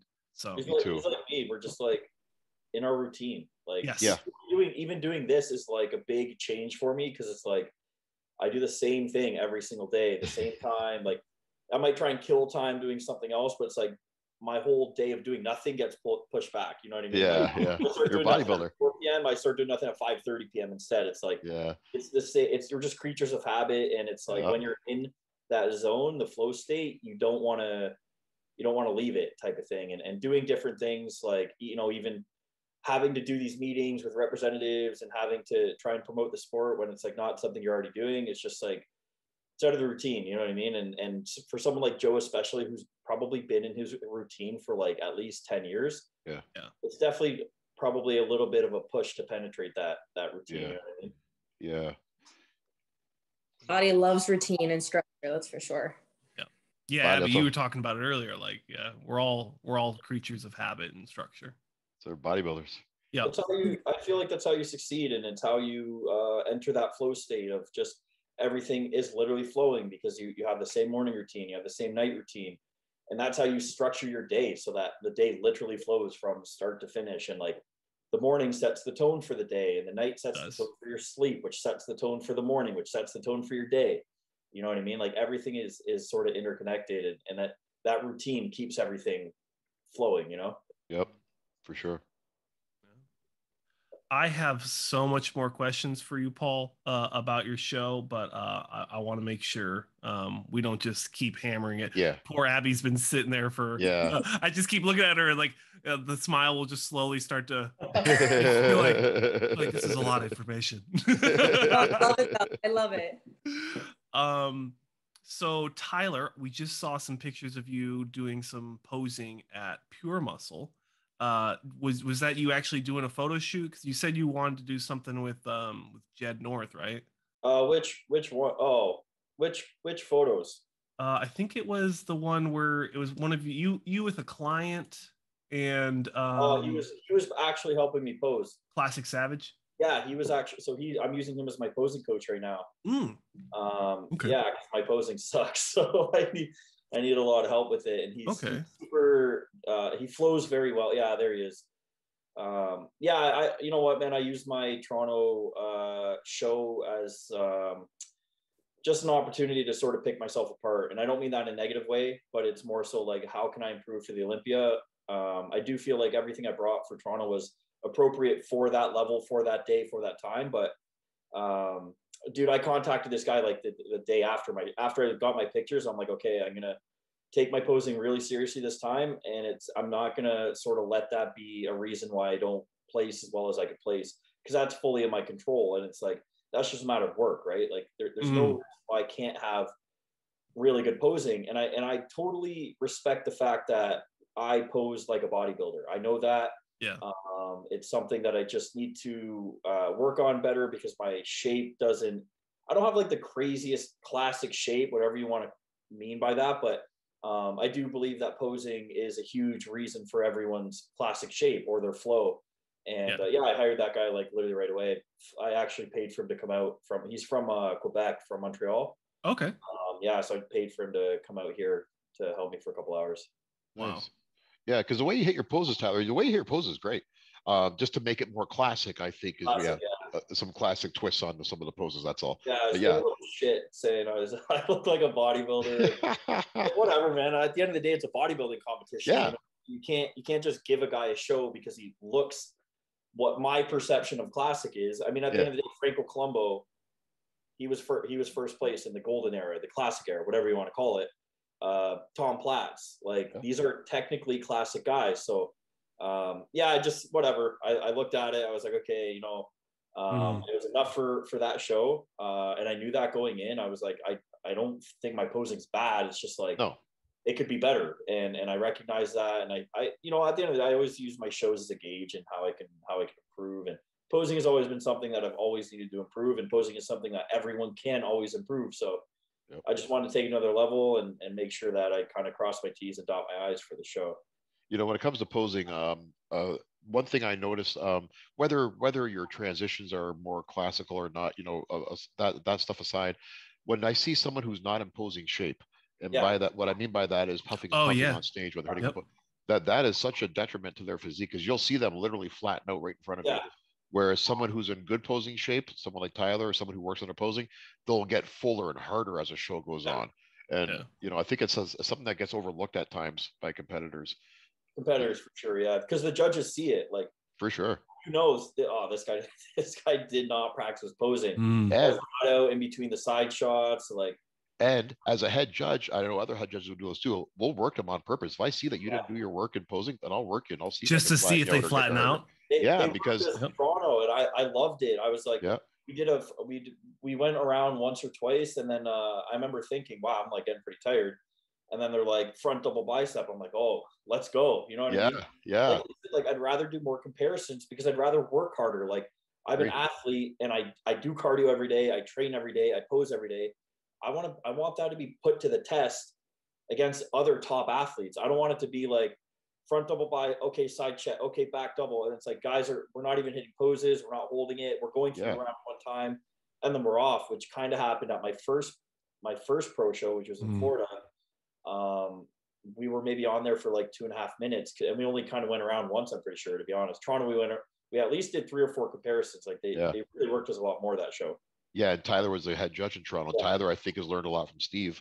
And got the same kind of outlook on it, and I think that's good, because that's where the battle is. That's where the battle begins on stage. If you got 2 guys that are neck and neck, let's see who can outpose the other one, who can get hard, and who's going to flatten out. That's where the fight lies. Yeah. Right? 3 and 4, 4 and 5, 5 and 6. Like these guys should be fighting for those positions against each other, which at the Olympia they do, but not so much at lower levels or whatever. It's sort of like a 1-man show, 2-man show type of. We're only interested in the winner.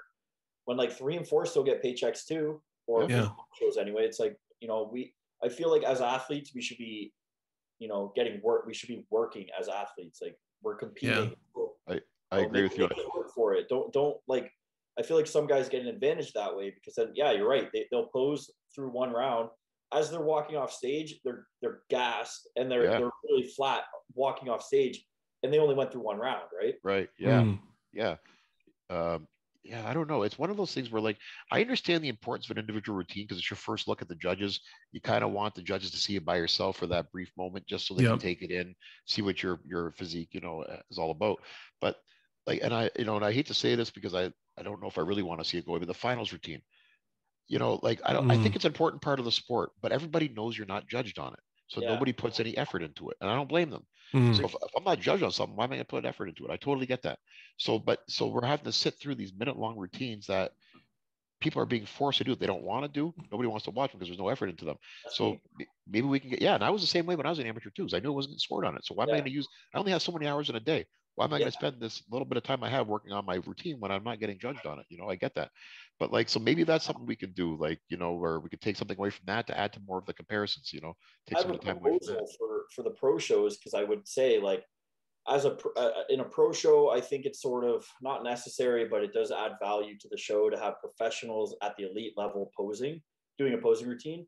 However, I would argue, like, don't continue not to judge it, but offer prize money, like offer an extra 2,500, 5,000. So like I said, now you have the media pit. Now you can use that money for a posing award. Best poser, most muscular. Best like poser, the Arnold. most shredded, like, you know, or, you know, just things like that. But at the amateur level, if I'm being honest, I would get rid of it. If I'm being honest, like, for me as someone watching, I don't want to sound rude because there are good routines, but like, I don't want to watch I don't want to watch 10, 15 amateurs do. They're amateurs, like, you know what I mean? Like, that's the point. Like, they're new to it. They're not they're not elite. So it's like, why? Maybe we could do another comparison round in the finals where you're actually being judged for the finals. Right. Then you don't come back, like, waste it, like, you know, withered away. Or, like, you know, people come back, they don't come back with their tan sometimes. And and the way I look at it, if the fans don't really care for it, if the athletes don't really care for it, then why the hell do we have it? I agree. If I'm from an athlete, coach, and viewer and supporter, I don't care for it. Like, I really, really don't, because it's not being judged. And we can make this, it should be judged. It's like, well, it can't be judged, because if you start judging routines, it's 100% subjective. Like, there's literally no way of judging a routine. There's zero fair way of, like, no matter what you do. So at the pro level, I think they should keep it in for the top 5. I think they should offer a prize money for the best posing routine. Just one, you know, again, it's like, it's just extra money. So it's not that competitive, but it's like, whoever kind of captivated the audience best, kind of judge it by the applause after, like, it's an incentive at least. Judge it, but especially in fitness. I mean, like with Abby and in her division, like, they are posing stuff and stuff. You know, they're judged on it, but like, whichever one like gives you like that wow, that zing. I mean, that would be for sure. Yeah, fitness is a tough one because it is subjective, and some athletes might have like wicked like difficulty in their routine, but if you don't know how to showcase it and captivate the audience and like put on a show and like not bore the audience, like, you're screwed. Like, you have to have like that wow factor. I think they should pay the fitness athletes a little bit of money for their routines, like the best routine for what they do, especially. Who's that? Oksana, Rashino or something. I'm sorry if I only want to butcher. No, you're right. Who knows who she is? So I remember watching the Olympia like 6 years ago, and I was like, oh, you know, no offense, Abby, but I'm like, oh, I don't want to have to watch through all these routines, right? Like, I'm looking for the open bodybuilding at the time, but like her routine, I'm like, wow, like she like a Michael Jackson routine. I'm like, this is unreal. Like, this is amazing. She's a good example of like, if you break down her routine, there's not crazy amounts of difficulty. She has some really good skills, but the way she executes them is not only flawless, but she captivates the audience with like a story, a theme, everything. Perfect. And it's captivating. It's exciting. So like, that's where like that, again, that wow factor comes in, and you have to know how to perform and how to captivate the audience. So Miriam was like that too. Mimi Capes, she used to put on some incredible routines. I love fitness. I think fitness routines are one of the most entertaining part of a show if they're good routines. I think fitness, you guys are hardest workers in my opinion. Not only do you got to diet your ass off to get your physique, you just got to do a crazy ass routine. I'll respect for you guys, man. You guys are the hardest workers in the industry. They got to diet and they have to perform. It's I don't understand why they would. Why not give them a little bit of money for their routine? It's like, just the fact that you're doing that routine right now, like, you're dehydrated, you're dieted, like, the fact that you've practiced this routine, let alone you're performing in front of people on a stage. Here, take my money, like, for sure. It's definitely a fun challenge. Like, that's why I love it. It's like, it's hard. It's not easy, but you thrive off of that challenge as an athlete. You know it's hard. I need to do a routine. I can't even practice my routine. I'm like, no, I'm too tired. Yeah. My static posing routine. Like I'm not lifting, I'm transitions. Not I'm not doing anything. I'm like, I'll do it tomorrow. I'm kind of tired. You know what I mean? You know it's hard to do because there's so many few people doing it. Yeah, exactly. Yeah. Absolutely. It used to be a lot more competitors back in the day, but it's slowly shrunk over the years. I mean, case in point, I mean, you look at Puerto Rico had Abby one female competitor, two in Puerto Rico, Portugal just today. I don't know if it was yesterday or today, like this morning. Yeah. I don't know what time they're at, but now. two athletes, now. Only 2 there, so I don't know if it's a COVID thing again this year, but this year it's been small. Like there's not a lot of fitness athletes competing right now. I don't know if they're waiting for closer to the Olympia or what, or if they're taking a break. I don't know. Like they've all been really small shows. Yeah, amateur shows we usually don't get any. You might get 1 or 2 if you're lucky, but normally you don't get any. I think it's just because of bikini and I think so too. Physique and figure and wellness and and it's not because there's no interest in the class. It's because who the heck wants how many gymnasts are coming, right? Yeah. Not a ton of gymnasts, and 2, who wants to diet and do that routine? Like not a lot. It's gotta be right. Built different to be able to do that. So I know I'm not doing it. You know what I mean? It used to only be women's bodybuilding or fitness. Like you had those 2 options. So most people, if you didn't want to go to the extreme, you did fitness. And then once all these other categories started coming in, they're like, why the heck am I going to do a routine when I can just do the physique portion? Yeah. So it's sad. It sucks. Because it is a fun, I love doing the routine part. It's probably the hardest to train for, but it's so much fun. And I don't know. It's a great sport. If for everyone, if you had the opportunity to remove 1 category per gender, which category would you? That's a hard question. Not based feelings will be hurt. Yes. For sure. Not based on interest. Well, no offense to any of the categories, but we do have a lot of categories. We have how many women? 6 now? 5 or 6? Men, we have 4 or 5, I believe. And I'm not saying there's anything wrong with it, but if listen, I'm watching these shows now, and I just as a coach, and I'm waiting for my athletes, and I'm like, oh my God, dude, there's so many classes, and it's just and no offense to anyone, but we have to watch the masters too, the grandmasters, and junior, and the teen, and then the novice. You got wheelchair in there somewhere. One category. Now we have all the different classes, all the different categories. So it's man, the show is kind of, that's why I'm saying I don't want to do the individual routines anymore. That was something I actually realized this past year, because I went to a couple of the national shows and probably a few of the regional shows for my clients, and I'm sitting there my eyes are closing, and it's not because I'm bored of the content, but it's okay, I've seen this person 4 times now. Yeah. And I think because of COVID, you're getting one person doing 5 classes. So you're seeing that person do an individual routine 6 times in one night. It could be a lot. When I do my next amateur show, I'll do probably 2 or 3 different divisions. And they're crossing over from bikini and wellness or bikini and figure, and then you get the same again. You get the open woman or man who does open, and then masters, and then grandmasters, and they're coming out forever. They're coming out 6 times, and it's okay, I don't want to see you anymore, because I've watched you get second place in 4 different classes. I can only watch you get so many times, right? So if you had the choice, and no offense to anyone, but which categories would you? Only 1 per. So you're only removing 2 total. You could someone will just take the middle ground and say get rid of couples. Before that, the fitness division has 12 Olympia qualified so far, and bikini has 32. 32?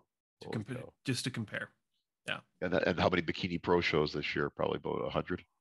I mean, at least maybe 2 per weekend. It's and then when you multiply that by the all over the world, it's a lot. It's a lot more. Yeah. So this is my thought. A lot more limited fitness. I could probably count. That's what, with you and Abby, or with you and Mindy, we were talking about that.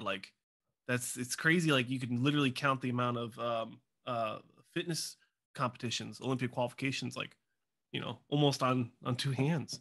Which I think is good, because then it brings more athletes, but it's still sad that there's literally we have few Where are shows. the athletes? Yeah. And where are the athletes? Exactly.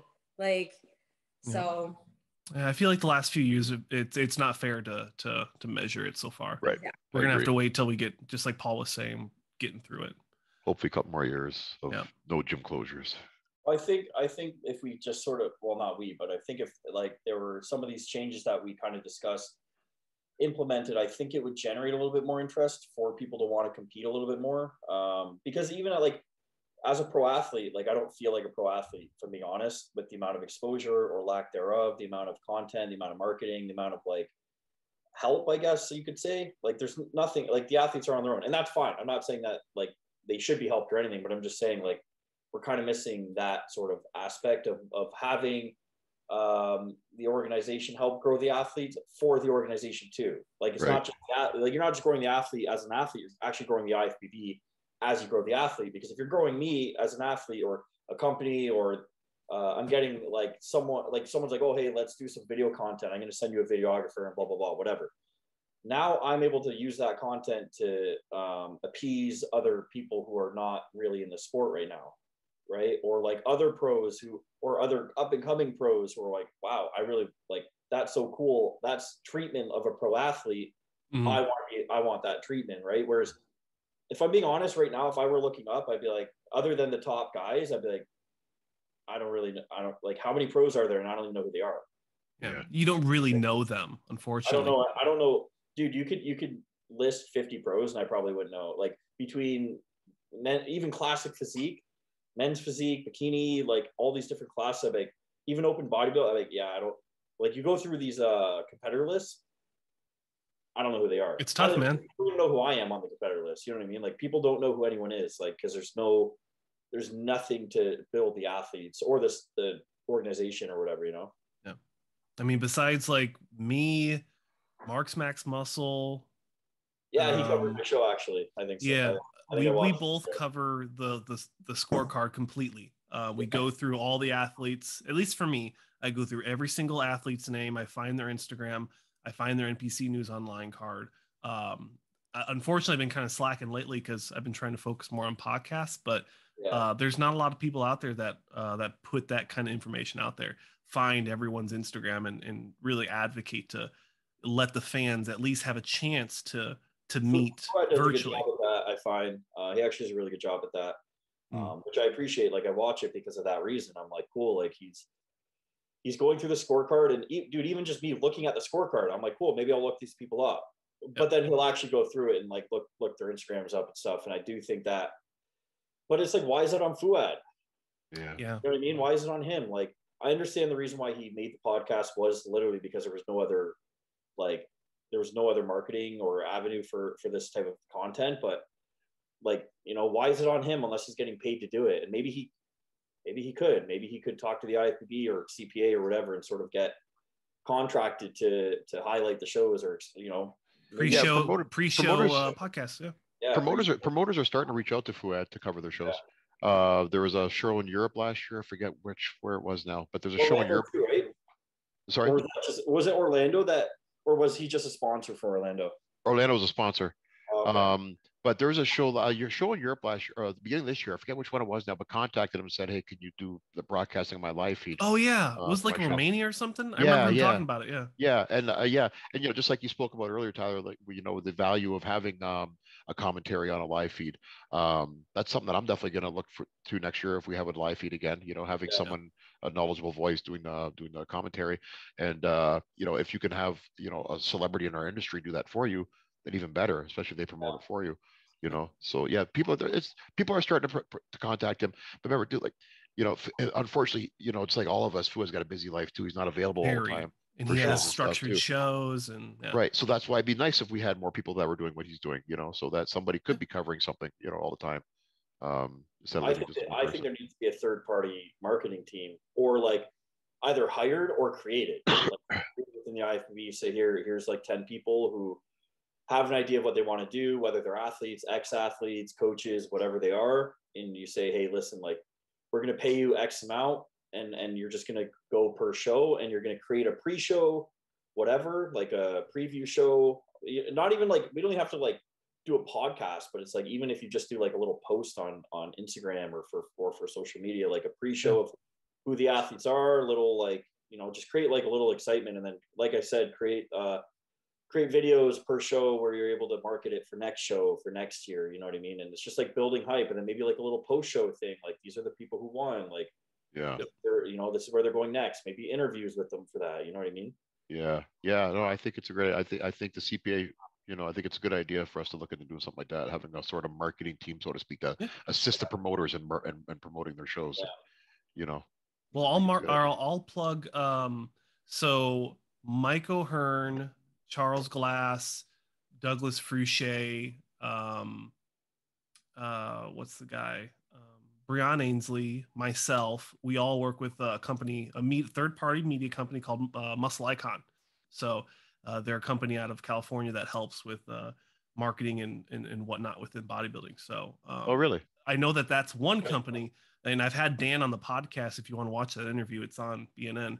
But I'm sure there's a lot more companies out there, but Muscle Icon is a company that does that type of service. So I would like, I'd like to learn more about them. Sorry, what's the guy's name? Dan? Yep. Okay. Dan. You had him on your podcast? Yeah. Yep. He's recently, a couple weeks ago. Yep. Okay, I'm gonna watch that one. Yeah, really informative guy. He runs a third-party bodybuilding federation, and they do a lot of really cool stuff. Really, Oh, okay. Yeah. Really good guy. So check it out. It's an option, you know. The most important part about it is just starting a conversation and making bodybuilding better. For sure. I mean, Cindy does a good job of it here in Canada, but she's just one person. You know, if you can have just more people doing that. Yeah. Just what Tyler was saying, like a whole team. Yeah. All over social media, but again, like she's probably got a job herself. She's got to compete herself. She's got all these like, many different hats. One person, you're right. One person can't do it all, right? Right. Yeah. Huh. Yeah, lots of stuff. Oh yeah, I'm curious about that. I want to look into that. Yeah, definitely, Paul. So let's get back to Tyler's question, because I feel like it was really a good one. What would be one division? And I'll write it. I'll do a Fouad, and I'll write everybody's answers down. What is the one division you think you could remove, and then your justification why? And I'll start. So I was thinking, I'll take the hit. So I love bikini. And I know that there's a couple bikini ladies that are going to be watching this. So if you were to get rid of bikini, I feel like there's enough divisions to absorb it. Bikini, obviously Paul knows a little bit more about the judging criteria of, you know, bikini versus wellness or figure, or because eventually you're putting on a lot more muscle. But I'm wondering, like, could bikini flow into other divisions now that wellness is there?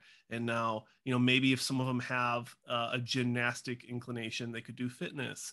And then you could also move into figure, physique.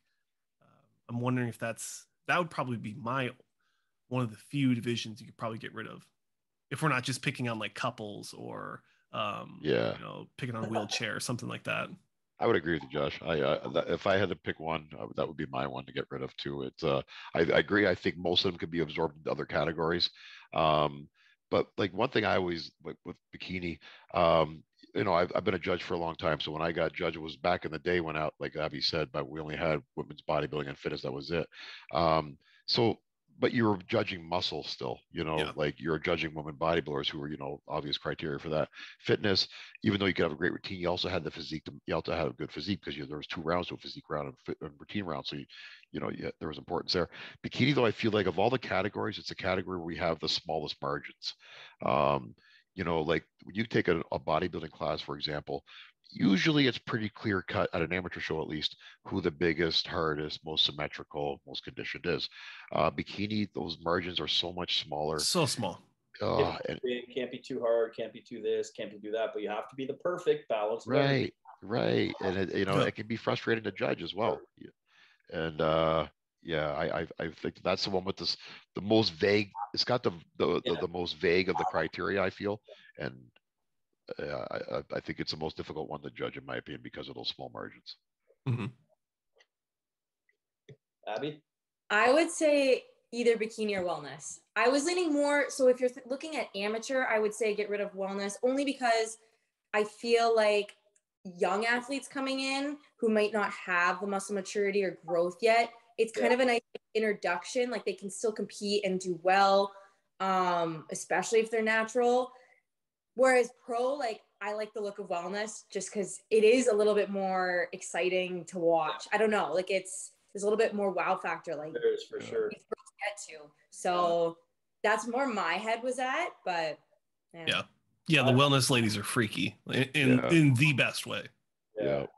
I guess I'm different then. I was gonna go like, okay, I understand bikini 100%. I understand how like it is really hard to judge. Even as a coach, it's hard to find that balance of everything. But I do see the value in bikini because it is creating an avenue to be more mainstream.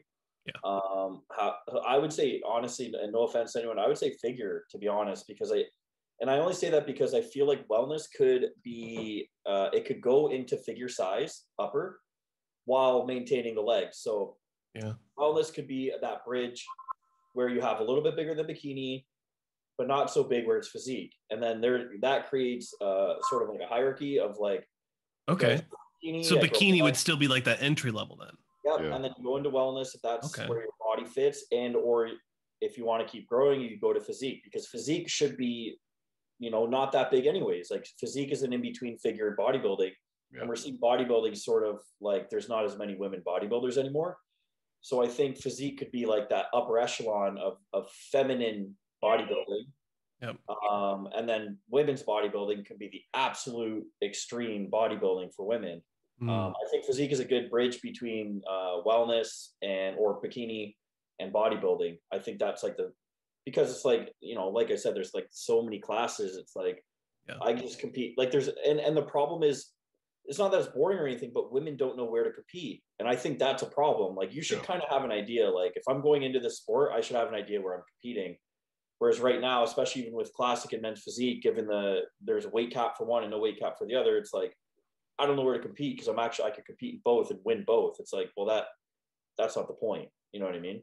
So I would say figure if I had to choose, because I think the figure women can just go to physique.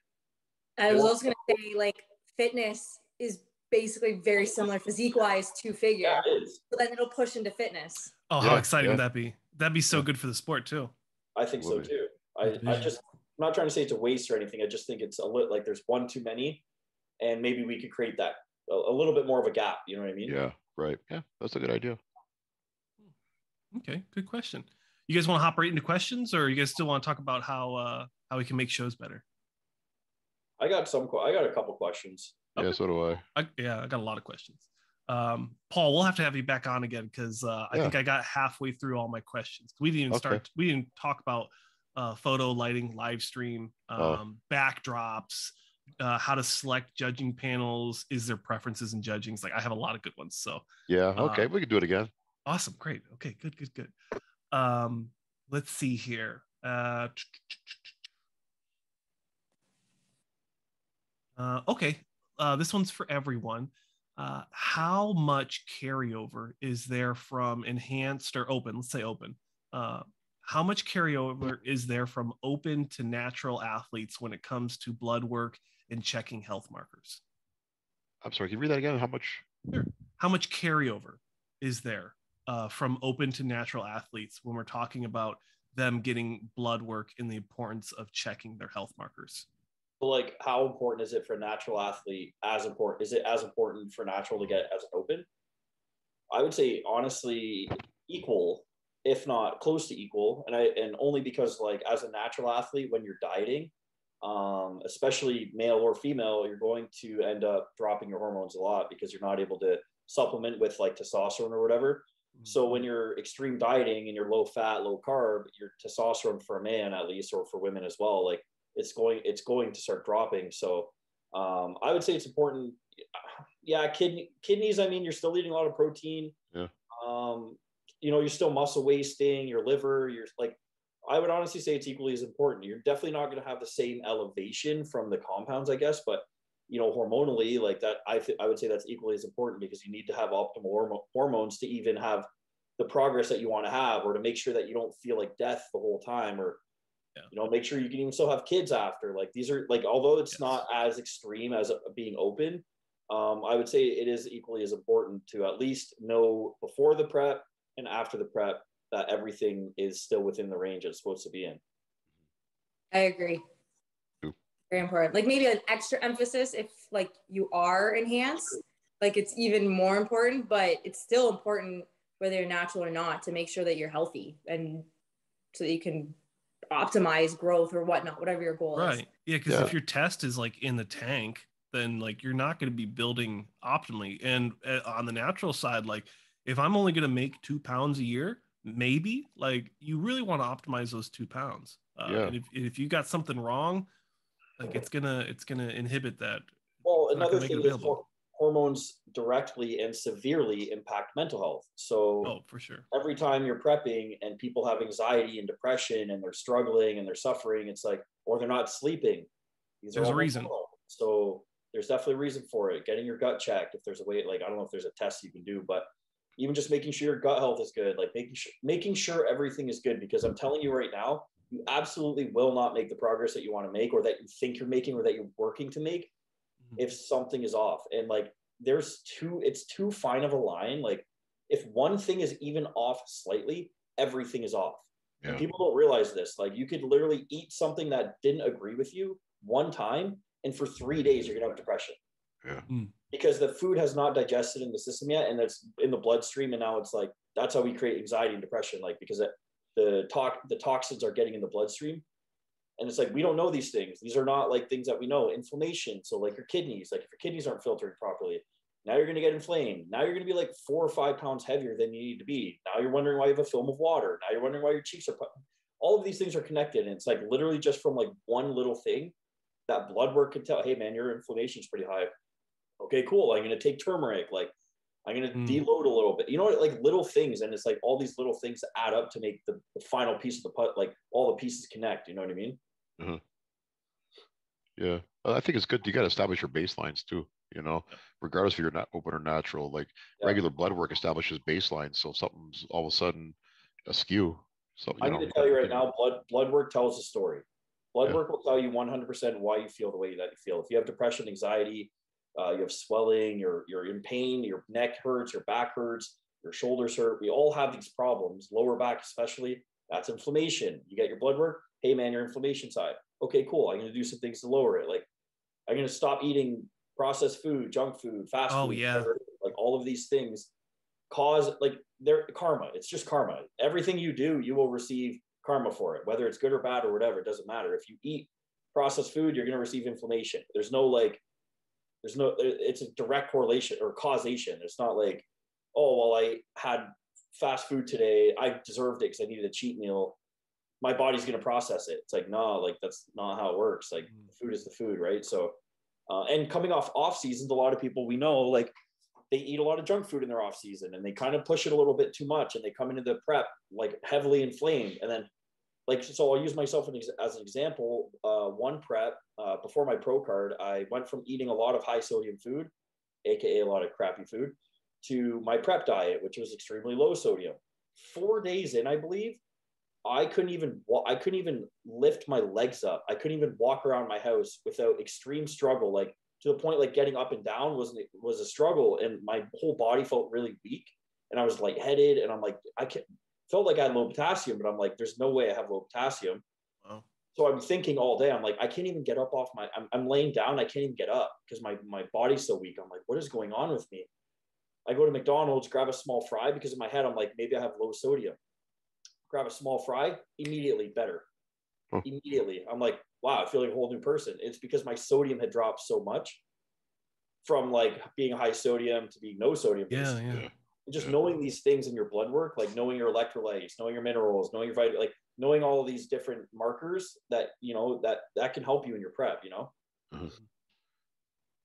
Huge. Vitamin and mineral, like having the correct balance, like it's like make or break to keep you on track. Yeah, that's Abby's thing. Yeah. I love that if stuff. you rewatch Abby's first interview, like it was a good 20-30 minutes talking about vitamins and that was why biohealth. It's literally because I was like, she's very on point with her just micronutrients, macronutrients, how everything sort of like all the supplements that you should be taking, like how everything like works, and that's your health. And it's like people try and just, oh, it's an unhealthy sport. It's like, no, it's not. It's unhealthy if you make it unhealthy. But I just did that Toronto Pro Show, and Paul, I don't know if you saw, but like I got my blood work after. Everything was perfect. Everything was in, which I never even had that before. Like I didn't even have that in my off season. I've never in my life that I know of have had all of those markers within range. And I got my blood work 1 week after a pro show, after a full contest cycle. It's not like I like waited for everything to get out of my system. It was still in my system. All my organs were impacted the way they were impacted. All my blood work was impacted the way it was. My hormones, everything came back within range. To be fair, I overcompensated. I was like really like on making sure I'm on my health. But like, why can't we do that if we have the knowledge or resources? You know what I mean? Yeah, you're right though, and it's smart that you did it at that time, not rather than waiting 2 more months when everything cleared your system. You know, I wanted to know the worst. I was like, I want to know everything that's worst. Yeah, that's smart. Right. The other thing I wanted to add is like you'll hear a lot of athletes. I hate like they'll complain like in prep, or they'll be extremely tired or fatigued or like snappy, and it's like almost like this misconception of the sport. Like my friends will like ask like, are you going to be really grumpy like as you get closer to the show? And I'm like, I've never had that experience. Like, yeah, you get that slight fatigue, like obviously the week out, like you're going to be more tired. Like I get a little brain fog here and there, but for the most part, like if you can do it healthy and do it right from the start and like have healthy off seasons and whatnot and keep your body healthy year round, you won't go through those crazy withdrawals and that sort of thing. And that was something that like when I started with Mindy, she really emphasized. She's like, I had never gone through a prep where like my relationship struggled or like I would get like angry or like grumpy or anything like that, because like if you do it right, like it is healthy. Like it's just another day. Like, yeah, you're going extreme and you can get tired, but like, I don't know, compared to some stories I've heard, I haven't had that. I'll use myself as an example then, because I went from like the typical like suffering, like literal torture. And I mean that, like mental torture, like every single second of every single day, I'm like thinking about food.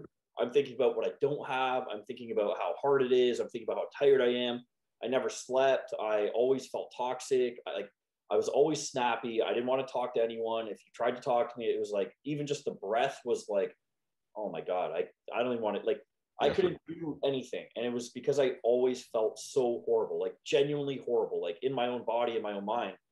And that's because I would do the off season where I eat whatever I want, as much as I want. And I would never take care of my inflammation. I didn't even know what that meant. I would never take care of my sleep because I had sleep apnea. I had gastroparesis, which is a gut disease, which would then cause even more inflammation. It would cause even more sleep apnea. Like it was literally a vicious cycle of like tortured myself. So then prep was always a grind. Like cardio was a grind, waking up, like I'd be up at like 4 a.m. starving.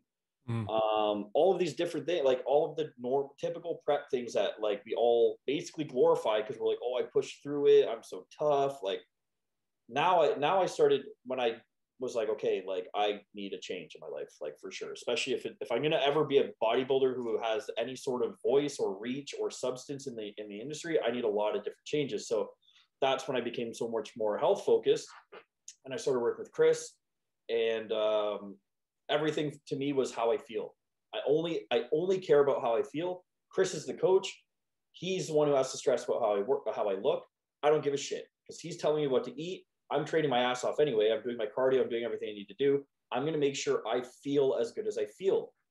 So I went through that whole off season feeling the best I've ever felt in my entire life. First time in my life I ever had a flat stomach. First time in my life I wasn't miserable, honestly. I didn't have depression. I didn't have anxiety. Like this is the first time ever I was 27 years where I'm like, wow, like I feel clear-headed. I feel like free. Like my body doesn't feel heavy anymore. My mind doesn't feel heavy. My head doesn't feel heavy. And then I go into the prep and I'm like waiting. I'm like, oh, when is it going to start? When is it going to start? I'm 4 weeks out and I'm a little bit tired at the time, but I'm like, okay, 4 weeks out, I feel pretty good. I got sick 2 weeks out, not COVID, but like pretty much like cough, head cold, whatever. Still, I'm like, this is weird. Like I'm sick and I'm still managing the illness. I'm 2 weeks out. And then this prep, just like Abby said, I woke up Friday morning. So Friday morning was our weigh-in. I did my cardio and I'm thinking to myself, like, I weigh in today and I'm doing, it feels like a Friday morning cardio session. Like I'm clear-headed, like I'm happy, I'm grateful to be doing cardio. It's a great day outside. It was good weather. Saturday morning we had the pro qualifier. I woke up, I'm like, okay, I'm gonna go do the pro qualifier today for my athlete. Just another Saturday, like just feels like another show. I'm like, I freaking compete tomorrow. Like now I'm like, oh man, maybe I'm way too calm. Like maybe I'm out of shape or something, because like I don't feel like I'm competing tomorrow. Maybe there's something wrong with me, because I don't have that like stress, I don't have that anxiety, I don't have that like, everyone knows the weekend of the show you're like really drained for like, because you're dehydrated, because like you're not eating a lot, whatever, you're walking around a lot, like you're kind of doing a lot more than you're used to. And then Sunday morning I'm like, oh man, it's Sunday morning, like it doesn't feel like a show day. It never felt like. And then even the Monday morning, like after the show, you know, that post show like get swollen, you're kind of tired, like I never had any of that. It just like went. It was just like every day was like the other day. I'm eating the same foods. Like Monday morning or Monday whatever, I'm like back on the same diet. It's like people already know. Like I dieted on muffins. Like I was eating Costco muffins every single day, like contest prep. And I attribute that to the fact that I have been eating the same foods for the past year, and I've been making sure that my health is on point 100%. So my sleep, if I even wake up tired, I ask myself why. Why did I just wake up tired? Oh, I had 2 muffins last night late. That's why, 100%. Like, I feel like we should be asking ourselves these questions. Why do I feel tired today? What did I do yesterday that could have made me feel tired today? Why do I have a little bit of brain fog today? Even for me, I've been having like a little bit of anxiety for the past like week. And I'm like, why do I have anxiety? I don't usually. So like, maybe it's a hormonal thing, because I came off post show. Like I went 2 weeks without any testosterone. Now it's catching up. Like these are things that we need to be aware of, so then that we can make sure that every single day we're in flow state. Like that's how you start to progress more. And you start to regress or stagnate when you just like, oh, I'm going to push through. Like I'm going to push through the suffering. I'm really tough and hard. It's like, well, no, man, now you're like, you're stagnating a lot of progress. And I, honest to God, I swear to God on this, I attribute the progress that I've made in the past year and a half, which I believe, just my own perspective, is more progress than I made the 5 years prior, only because I was so focused on my health. And when you're focused on your health, your body just does everything that you're telling it to do. Okay, I want to get more muscle. It's like, okay, cool. Thanks for like taking care of me. If you want to take care of me, I'm going to take care of you. It just does everything you're supposed to do, right? You're creating the environment. You created a perfect environment for flow. As long as everything, because the way I see it is you restrict flow with inflammation and restriction of like your health. Like if you're not nourishing your body and mind, now you're creating a restriction of flow. You're like a literal flow of like your body, like your blood flow. Like think of it that way. Like your blood has to flow through your body and mind and brain and whatever. Every time you're inflamed or you're not creating the optimal environment for flow, there's a restriction. And then when there's restriction, that's when we start to get anxiety. That's when we start to get inflamed. That's when we start to get diseases. That's how we get even cancers. Like, I don't want to go down that road, but that's how it all starts. It starts from inflammation and restriction of flow. And then we get a whole conversation about why people need to go on pharmaceuticals. You know what I mean? Yeah. But it just all really has to do with that restriction and not creating an optimal environment for your body to flow the way it needs to. Yeah. Could do a whole podcast on that. Yeah. Like stress, inflammation, like that's the thing. Like people like they feel off. Like your body is one telling you that something's wrong, and most people will ignore that and they'll just pop an Advil or something like that, which only masks the symptoms. So now you're basically basically quieting your body from telling you something's wrong. Now you don't know. Like it's crazy. You it's so just funny. go on a tangent. Because the body is literally talking to you, and you're right, that the Advil and Tylenol, whatever, it's like shutting off what your body is telling you. And what it does actually is create more inflammation, because no pharmaceutical, no matter what it is, no pharmaceutical doesn't create inflammation, because it doesn't process, it's man-made, so it doesn't process in the gut. And if it doesn't process in the gut, it's going somewhere. You're going to get inflammation somewhere. So you keep taking these Advil and Tylenol. Oh, I'm in pain today, I need an Advil. Okay, well, you're going to be in pain tomorrow, so you're going to need another Advil, right? So it's an ongoing thing. The pain's never going to go away because it's only masked. Telling your body not to do what it's supposed to do, and then it comes out at neck pain, back pain. Exactly. Not targeting the root cause. Yeah. Right. Anyways. Yeah, Yeah. I definitely want to bring in like a doctor or something, and we can have we'll build up a really good agenda for that one. That'll be good. I've reached out to a couple so far. You should contact Dr. Akan from Yeah. Your Muscle. He's very like kind of against the norm. He kind of does his own thing, and I think he could actually be very valuable. He actually has worked on my buddy for his PRP shot. Yeah, Okay. I got a hyaluronic acid shot from him last summer. Nice. I'm gonna get another one pretty soon too. Yeah. Yeah, Dr. Khan, and he's very familiar with bodybuilders. He works with a lot of bodybuilders. Yeah. He's and he probably loved to come on too. He loves talking about this stuff. Yeah, I think so too. Good. Okay. Yeah, sounds like a good one. Let's see. What are your current goals? Very broad. What are your current goals? I'll start, I guess. I want to do well at the Olympia. There you go. Yeah, my goal, honestly, I was going to sound kind of cocky, but my goal is to like shock the world at the Olympia. And I'm not saying like to win or anything. I honestly don't have an expectation for placing, but my goal is to be known there. My goal is I'm there. People for them to remember your name afterwards. That honest God, but my goal is to make sure they remember who I am and to make sure that I'm on stage and the viewers' eyes are on me. Whatever placing that is, whatever. I mean, Patrick Moore did the same thing, 3 years ago at the Olympia, he placed 10th. And he was the talk of the show. So that's my goal. And don't get me wrong, I have a tall mountain to climb. I'm never like, I'm not looking at my Toronto physique and ever thinking like, wow, I'm going to do really well at the Olympia. It's like, nah, like that was good enough for Toronto. That's my starting point now. And I'm starting from the bottom, climbing that mountain. And that's my goal, is to climb that mountain and make sure that, I make a statement there. Okay. Nice. And then in one personal goal, why not? Yeah. Does coaching count? Does what? Does coaching count? Is that personal? Is your personal coaching? I mean, for coaching, I want, I don't know. I want to say I want to get a pro card, and it's not, I don't even take the credit for it, to be honest, but I want to help someone get their pro card. Like that to me is sort of that still hurdle I haven't jumped yet.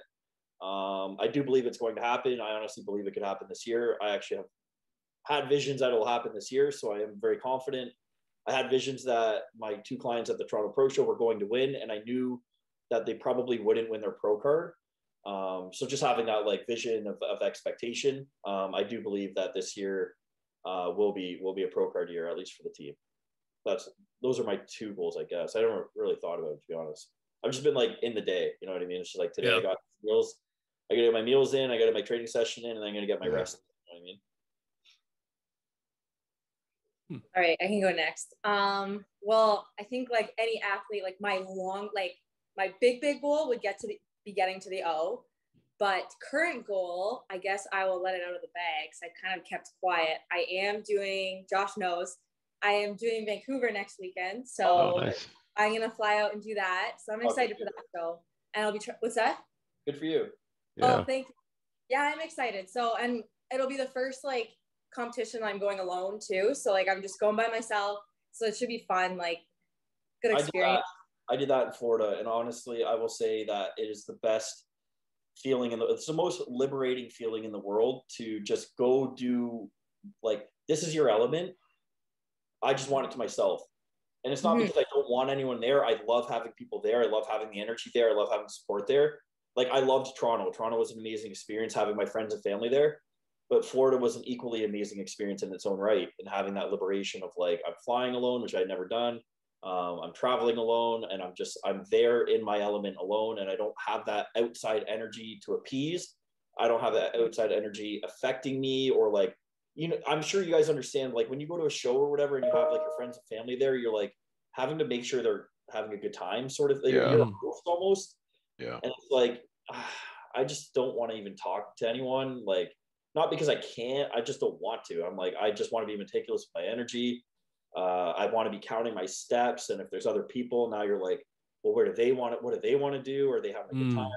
I'd rather just like, I'm here with myself, and I'm going to take care of myself and make sure I'm happy, and make sure my energy is good at all times, make sure my energy is clear, make sure my body and mind are clear. And I feel like that allows you to just flow into the show, and everything just sort of goes the way you want it to go, you know? Yeah, that's what I'm looking forward to. And then, like, the other thing is like, well, I guess like for us, usually like makeup's at like 4 a.m. or something like that. So like I'm always up super early and I gotta like make sure I keep the light, like I can't turn the light on, like for other people in the room. So I'm like, it'll be nice just like on my own time. Yeah. So that's so true. I forgot about that. Yeah. So like I'm going around. It'll be a cool experience. Yeah. Yeah, good for you. Thank you. And one personal? Oh geez. Honestly, probably just school, like staying on track with school. I've got 5 exams this week, like between Monday and Thursday. So I'm just like one day at a time, like get what I need to get done. And like, I'm just excited for Friday because that's when I fly out. And then I have all day Friday, all day Saturday, and basically all day Sunday because women don't start till 4 p.m. Sunday. So like I'll have like 2.5 days to just like do nothing, which will be weird, but also like very beneficial. Yeah, so that's crazy. What did you say? 4 exams? 5 exams? 5 exams. It's one. We have 1 practical tomorrow, so that'll be easy, and then 2 exams Tuesday, 2 exams Thursday, and then a break. So I don't miss that at all. I really don't. But yeah, it'll be good. Good. Paul? Personal goal. Well, I've got a personal goal right now to get better cardio shape, which is a work in progress still. I feel like I get going on it, and then I got to go away for a weekend, and it gets thrown off course. But so that's my personal goal. I want to get in better cardio shape this year. But my bigger one would be just to get better at everything, like like whether be it judging, promoting, being a dad, being a husband, my job at work. I know I got room for improvement in everything. And I don't know, it's just bothered me a little bit lately that I know I could be doing more, or at least be doing what I'm doing better. It's just been kind of in my head lately for some reasons. I don't really know why. So this summer, I just want to kind of get myself refocused and make sure I'm doing my best with everything that I do and allocating my time properly so that I am, maximizing everything that I do. That's a big one. Yep. Yeah. Let's see.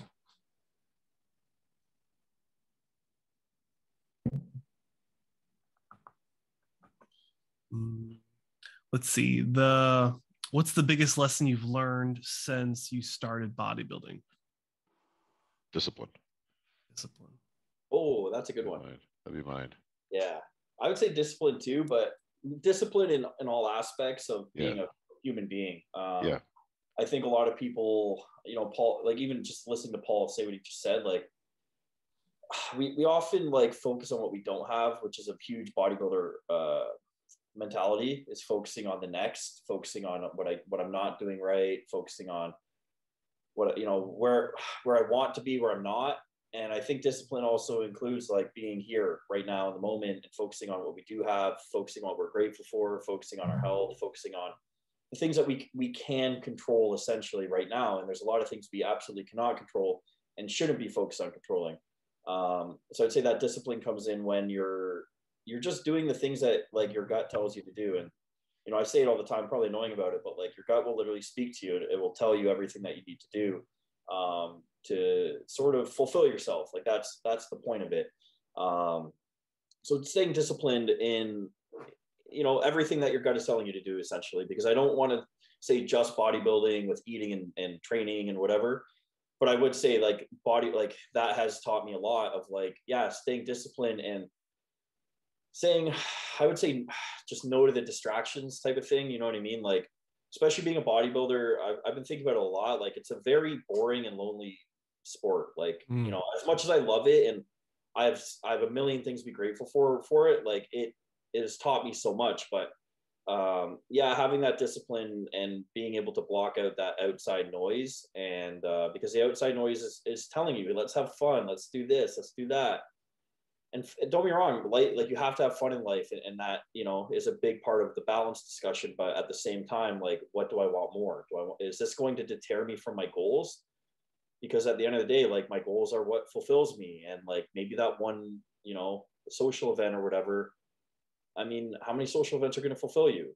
Not that many, but definitely they still need to be a part of it. You know what I mean? And I would say understanding the connection between discipline and balance as well. Like that bodybuilding has taught me that, like how to sort of get the best of both. Like, okay, in the off season, I can have a little bit more freedom, but I can't just go off the rails. Like, you know what I mean? Like, you still have to stay disciplined even in the off season. So you still have to stay disciplined to your long-term goals, even when it's extremely long-term, like when it's long away. Like, you know, I don't compete for 24 weeks or whatever. Like, some people would just be like, oh, time to party. I'm going to eat some fast food. I'm going to eat all the food I didn't get to eat during prep. And it's like, nah, I'd rather just eat my meals. I don't, if I'm being honest, like I've kind of developed that mindset now because of the discipline that bodybuilding taught me.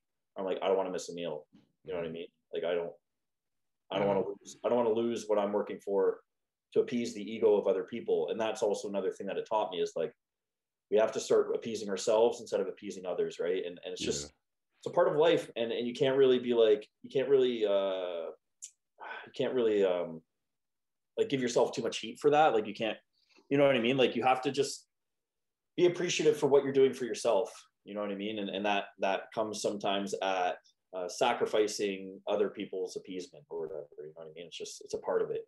Yeah, I think, like you said too, you take that discipline and you'll extend it to other parts of your life too, not just, you know, in the gym or whatever. But because this is like the extreme at the end of the day, right? Like, diet and sleep and training and pushing yourself past the limits and sacrificing social events, these are all on the extreme end of living. So it's like, yeah, if I go through a contest prep that used to suck really bad, I can pretty much do anything. Like, there really isn't anything that I can't be disciplined to, unless I just choose not to be. Right? Like, nothing else is hard if I've been through this 24-week diet. You know what I mean? Like, that's the kind of mindset you take out of it. I think. Sleep. You can't eat. Yeah. You can't talk. You can't walk. Yeah.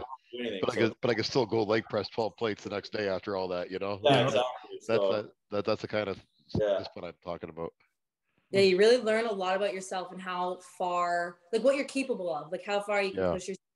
But I'm like very similar in the sense that, yeah, like I feel like when I first started competing, like I was like a big people pleaser. Like, I wanted to like people please. And I feel like as I evolved as an athlete and just being in the industry, you start to do it for yourself and you learn like again, like this sport can sometimes be subjective and like you don't know who's going to be there, who's going to show up, who you're going to be against. And too many athletes are fixated on like who am I competing against, and they get in their head and whatnot. And it's like, well, why are you competing in the first place? Like, you should be doing it for you to constantly improve yourself and your growth. And that was a big thing that like bodybuilding taught me. It's like bringing me back to like, why did I even start this? Why am I doing it?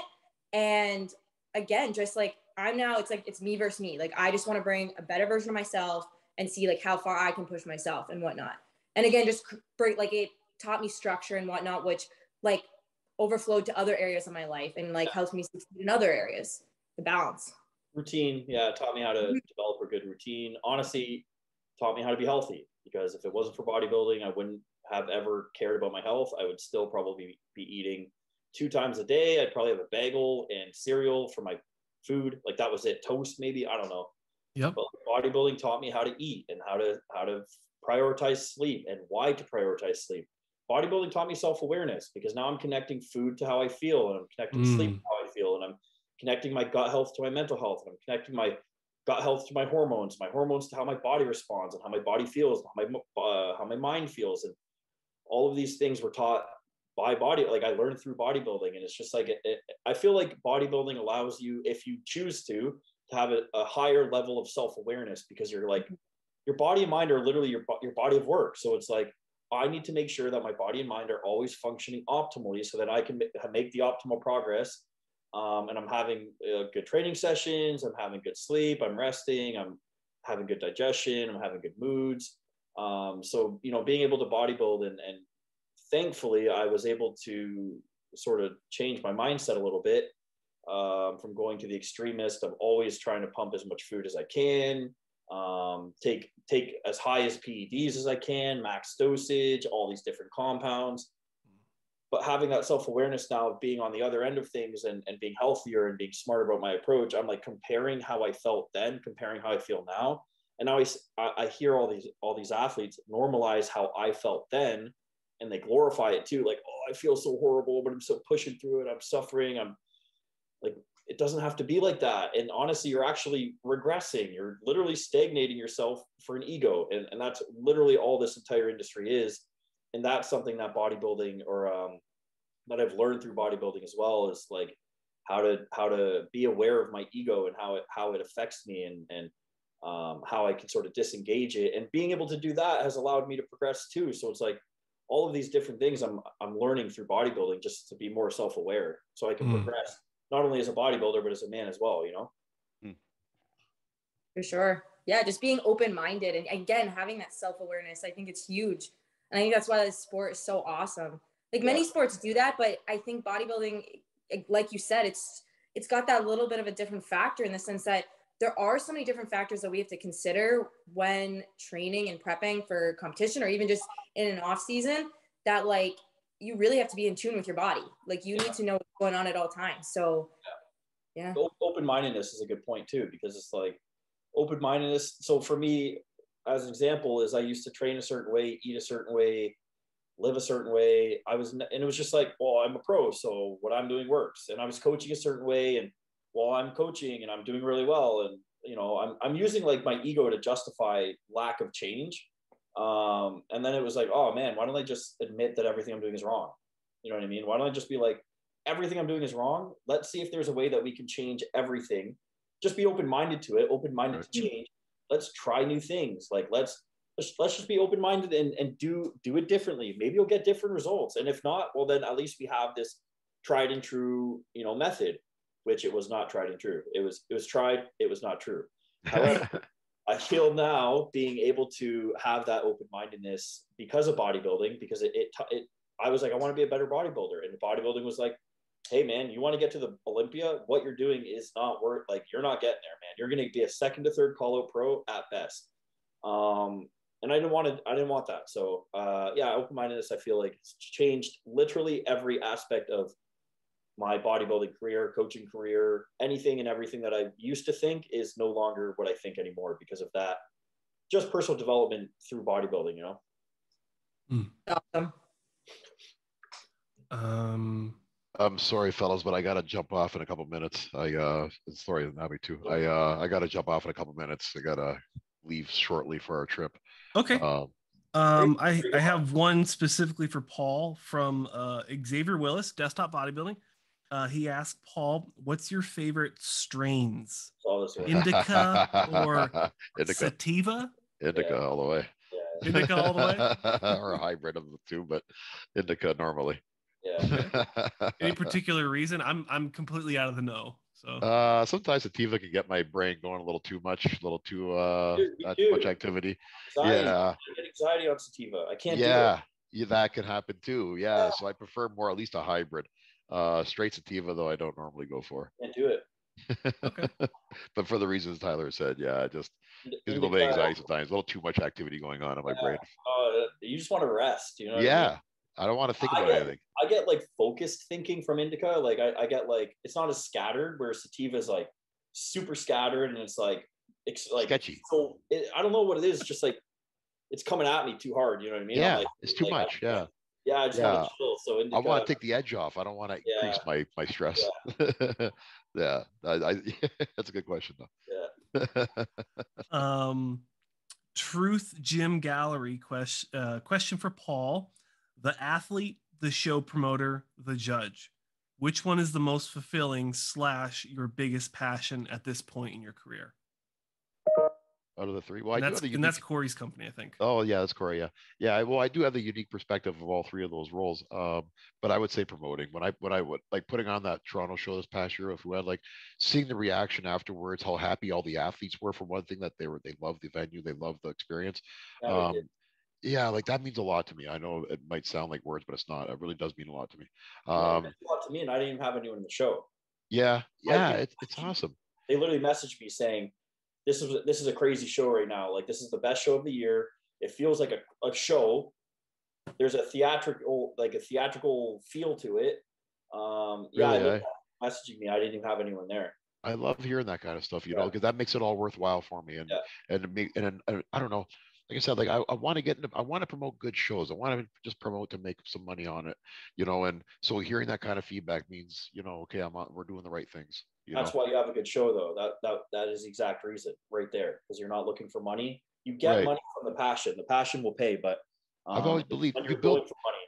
yeah, I believe that you build a good product and the people will come, you know, and that's what I believe in. And so yeah, promoting for sure, I get more fulfillment. Although they each have their own individual, Yeah. unique, you know, satisfaction that comes from like judging, you know, when I'm handing someone like Tyler, who I really like and have judged for many years, when I'm judging a show and they get their pro card finally, I get a lot of fulfillment out of that too. So I'm like, man, I watched that guy come up from the beginning, you know, and saw him work hard and stuff like Yeah, that, so you know. crazy. Yeah, it's awesome. It's Yeah. really cool to see. Yeah. And I've seen many, you know, Abby too. I've judged Abby as an amateur. I've judged many people as amateurs and watch them go up to the pro ranks, and it's great. But promoting just for me at least, has a special place in my heart because, like I said, for those reasons, you know, the impact that it makes on people, I really feel good about. That's awesome. For competing, I didn't like competing. I was never someone who liked competing. I love training, but I didn't like competing. It That's was how more I about it was more about the hunt than it was the kill for me. yeah. I loved having a goal to train for. I loved being that, you know, tunnel vision, but I hated getting on stage. I didn't like, especially by myself. If I was up there in a lineup, then fine, I didn't mind it. Yeah. But when I had to do my routine, I fucking hated it. Hated every second of it. I hate So that. yeah, I don't like being up there. I don't like being the center of attention. I don't like having the eyeballs on me. Just the kind of person I am, I guess. So that was never an enjoyable experience for me. Okay. Paul, you want to plug your affiliates, your promotions, your sponsors? Well, our next show coming up July 30th, Fouad Abiod Championships, the natural show in Windsor here. It's going to be a good show. We're a week before Rudy's show, which is a Canadian natural pro qualifier. So our time slot is really good. You know, we're going to have some good numbers for the show. We're going to have it on the Chrysler Theater, which we always had it on the years past. We just hasn't been there in the last 2 years because of COVID. So we're excited to bring it back. Hostile Supplements, you know, is doing really well right now, and I'm really excited to be a part of that. And other than that, now it's time for vacation with the family, you know, and unplug for about a week, and then come back and try to go hard again. Yeah. Well, I think I can speak for most, at least everyone here. You know, we really appreciate you coming on. We appreciate your openness to, you know, take all of what we have. Because I mean, me and Tyler and Abby to include, we've been talking about stuff like this and like how we can make shows better. So we had some great conversations, and I really like some of the input that Tyler and Abby had, and yourself too, Josh. I think there's a lot of good takeaways from this conversation that we can expand on. We should do it again. You know, sorry I'm a little bit limited on time today, but I'll have more time when I get back, and we can do it again, and we'll, you know, brainstorm some more ideas. And I'll do my best to make sure these ideas are heard at the higher levels. You know, because we all want to see the things get better, like we said. You know, so I'll do my best to make sure some of these things are heard from the above. I appreciate that just as a coach, to be honest, because I'm at all these shows and you know, I'm trying to be engaged as much as I can in these shows, but it's hard. It's honestly hard. It's just kind of stagnant. It's just like, oh man, like the same thing. And it's like, it's getting less exciting because there's less people and there's more of the same people. And it's like, I just want to. I agree. And I think it's important. I think it's important to get that feedback from people, you know, and I know you coach a lot of athletes. I know you have your ear to the ground. So it's very important to hear that kind of feedback. And, you know, that again, you know, like I will mention some of these conversations with some of the points that we made to Ron and others. And, you know, hopefully we can make things better in the future. That's what we all want at the end of the day. Yeah. To make FAC the standard is, I think, a really good way to approach this. And once people see how good it is, they can follow suit. And Fouad and I are always really approachable. Like we always tell, like any new promoters that coming up, well, hey, feel free to contact us. We'll help you as much as we can.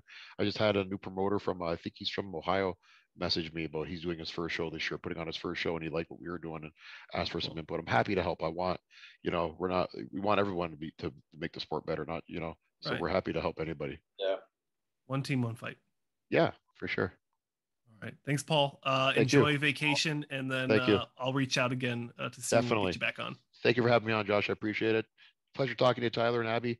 Good luck on your Olympia prep, Tyler. Good luck next week in Vancouver, Abby. And I'll see you in Vegas. I'll see you in Vegas, anyways, Tyler. At least I'll be at the Olympia too. Awesome. But you know, it was a pleasure talking to you guys, and yeah, best of luck with everything you guys are doing. Yeah, have a good time on vacation. Thank you. Thank you. Yeah, it has been. Yeah, pretty busy, man. So yeah, the kids are excited. So I'm excited for them. But thank you, guys. I'm sorry I can't stay on longer, but next time for sure I'll set aside more time. Okay, sounds good, Paul. Thanks. Thank you, guys. Have a great day. Yeah, see you. Bye. Yeah, I gotta jump. Do you? Okay, last one for Abby then. Okay. Lauren Calderani asks where you get your suits from. I dig the color.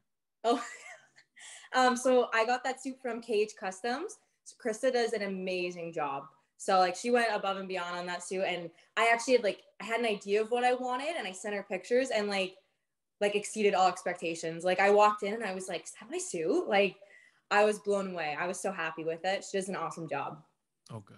Okay. And then go ahead and plug your affiliate sponsors. Vancouver next week. Yeah, Vancouver next week. So Devoteeware, you can use code Bolton10. They're actually going to be at the show, which is awesome. Oh, so cool. It'll be my first, like I've like Zoomed them before, but I've never actually met them in person. So I'm really excited to kind of spend some time with them and pop by their booth because they'll have a booth at the show. And then also BioX Nutrition, Bolton 15. Recently just joined with them. So I'm really excited about that. Nice, good for you. I love their protein. Oh, it's like the best It's the only protein I use. Oh, it's so good. Yeah, it's literally the only protein I've been using for the past year and a half. I'm not even kidding. Yeah. I know once I made the switch like a while ago, I was like blown away. I was like, there's no protein that compares to this flavor. Like I love it. So good. What's your favorite one? I like mint chocolate. Like that's I love mint chocolate. I just find that so good. I also, the Rocky Road one's pretty good. What's yours? I do chocolate peanut butter. Oh, okay. I haven't tried that one yet. I'll have to try that one. Peanut butter I've ever had in my life. Okay, that's what I'll be trying next. I always stick to like the same. I'm like mint chocolate. I'm the same. Yeah, I don't want to try anything different just in case. Just in case that one meal that I have, now it's wasted. I'm like, oh. Yeah. You know what I mean? Okay. I will take your advice though with the chocolate peanut butter. I trust you. Yeah. Okay. Well, thanks, Abby, for stopping by. Good luck at Vancouver, and good luck with your 5 finals this week. Oh, thank you. No, I'm excited. It should be a good week, one day at a time, and then I'm excited for Vancouver. I've never been out that way either, so it should be. Either. Oh, I know. I'm excited. Yeah, good for you. I'm actually trying to go in a month or so because my uncle lives in Victoria. Okay. So I was trying to get to the show. Yeah, I was trying to get to the show, but my plans kind of fell through a little bit. So I'm trying to get there for like end of August and then stay there for like a month or so. I like that. That's a good plan. Just kind of go somewhere where you'll be a little bit more quiet and you can kind of just focus and do you. No, it's awesome. Yeah. Good luck this week. Thank you. It was nice talking to you guys. You too. And good luck with everything. Good luck with the rest of your prep, Tyler. Thank you. All right. Take care, Abby. Bye. Abby. All right. And then there was 2. Yeah. Let's see. Desktop asks Tyler, I think we already covered this one. What's your goal for your first Olympia? Yeah. Shock the world, man. Like I said, it's a tall mountain to climb. Got a lot of work to do, but I just have no expectations, man. And I don't think I ever will, to be honest. I just don't. That's how I used to operate. So I'm not trying to act like I'm like above it or anything, but I just don't feel it's conducive. I don't feel like it's healthy. I don't feel like it's helpful in any way. I can't control anything. At the end of the day, the judges have their job to do. And I'm not going to look at anyone else doing the show because everyone looks amazing on Instagram and just doesn't do me any good. Doesn't help me out in any way. I'm not going to change my prep to, you know what I mean? I'm just going to go all in the best I can and really just hope that but work towards bringing a package that will get a lot of eyes and get a lot of attention. And hopefully just like, I just want everyone to have a good experience watching the show. You know what I mean? So it's like, I want to bring a package that people are like, holy shit, this is the Olympia. You know what I mean? Like, I don't want it to just be like, that guy shouldn't have been here. He won a small show, or like, oh, you know, like there's too many guys, get rid of all these. Like, I want to be in there, and I want to make sure that the people who are paying for tickets have a good experience. And I want to be a part of that. That's all I'm working for. Okay. Did you have any questions from your audience? Yeah, they weren't anything like crazy. One was biggest challenges of rooting out negativity in general life bodybuilding. For me, man, it's just I'm focused on what myself wants, like what myself needs and wants. That's what I'm focused on. I think there's like, man, we live in a world where we value opinions and words of other people. And like, if you think about it, like, what are they? Like, they're literally nothing. I can't see them. I can't see your opinion. I don't know what you're thinking. And even if you told me what you're thinking, like I'm the one who needs to provide value to it. So we are literally accepting and creating value to negativity, because at the end of the day, words are just words.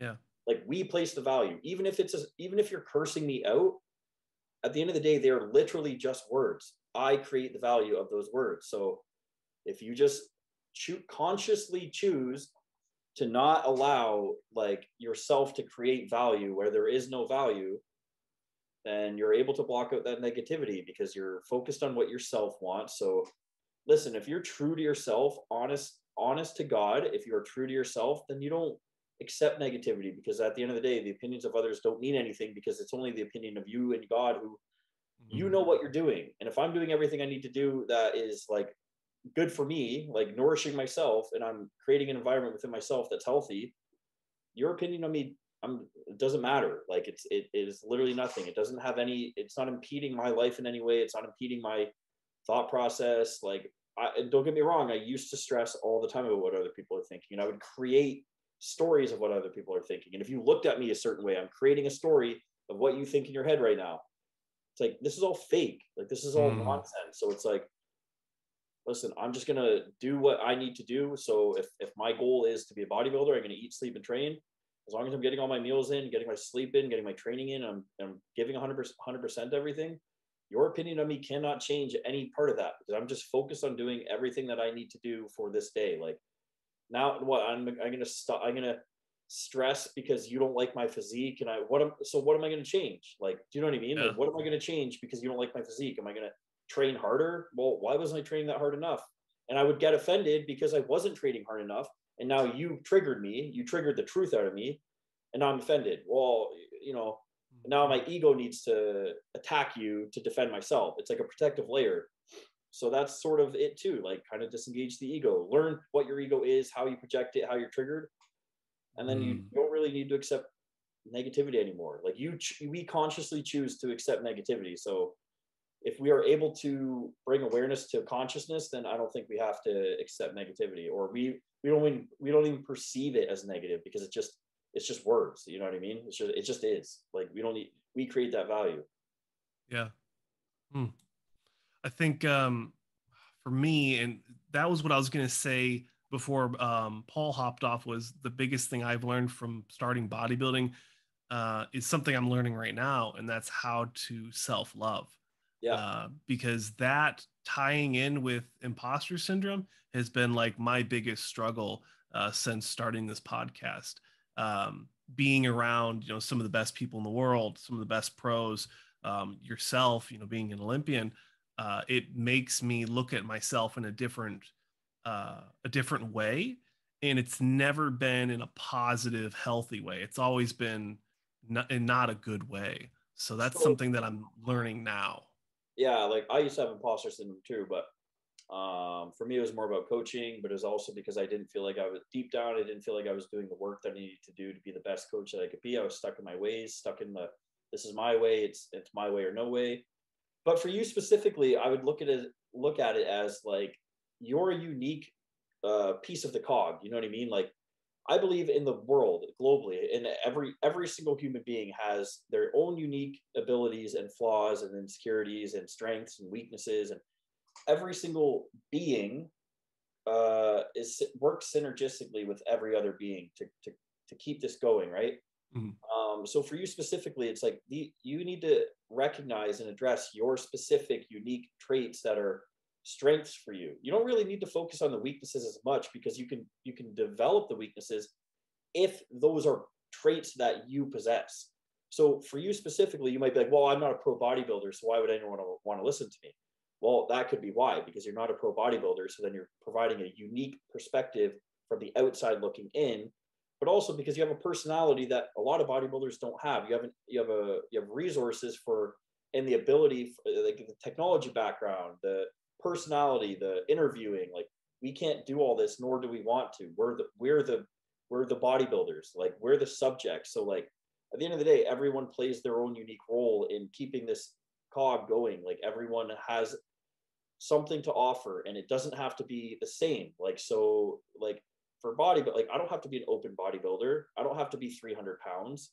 I might be classic. I might, maybe my unique perspective is like the health aspect, whereas other people can provide training or provide steroid information or provide like supplement information from Abby. Like every single being in the world, and I don't even mean just human, but every single being has their ability to provide for everyone else. That's where our gut starts to talk. Our gut tells us, what is our value? What do we provide? How are we going to work towards like externalizing what's being internalized? You know what I mean? So yeah, for you, man, it's just a matter of like, and for anyone in your position in anything, it's just a matter of like recognizing your unique abilities, what you bring to the table, not what you don't bring to the table, right? That's where your ego kind of comes into play, saying, where am I, like, what am I not? What am I not doing? What am I not providing? Yep. Whereas your true self is, hey, listen, man, these are your unique abilities. These are our strengths. This is where we provide. This is our value. So it's just important to focus on that, focus on what you do provide, not on what you don't provide, you know, or what you are versus what you're not. Wow. It's a great way to look at that, Tyler. Yeah, helped me a lot. Yeah. I'm gonna have to sulk on that one. You have to do some journaling after this. Yeah, it's been getting better. Honestly, it's been getting better, but it's not where I want it to be, for sure.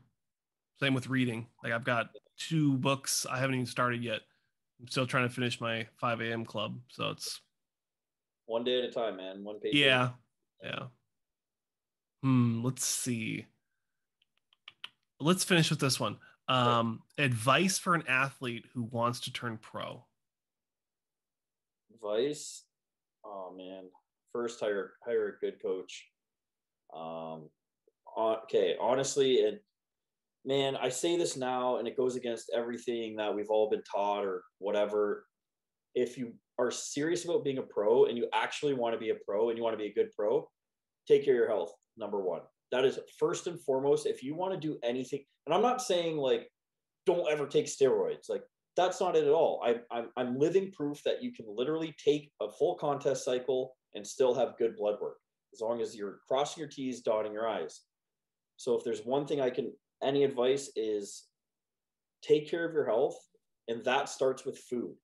Food is either, and I've said this a million times, food is either poison or it's medicine. One or the other, and is literally only one or the other. It is either going to create a negative response in the body or it's going to create a positive or neutral response in the body.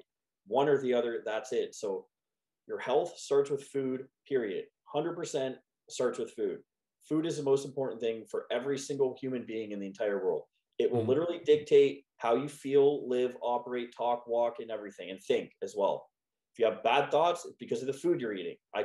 Or other PTSD that you haven't processed the trauma. Like those are other factors as well. So that's another thing. You want to be a good bodybuilder, got to process your emotions. Like these are all extremely important for bodybuilding and or for life. So health in all aspects, emotional, mental, and physical, all extremely important for bodybuilding. Food, if you're not getting in your meals, you're not going to grow. You're not going to make changes.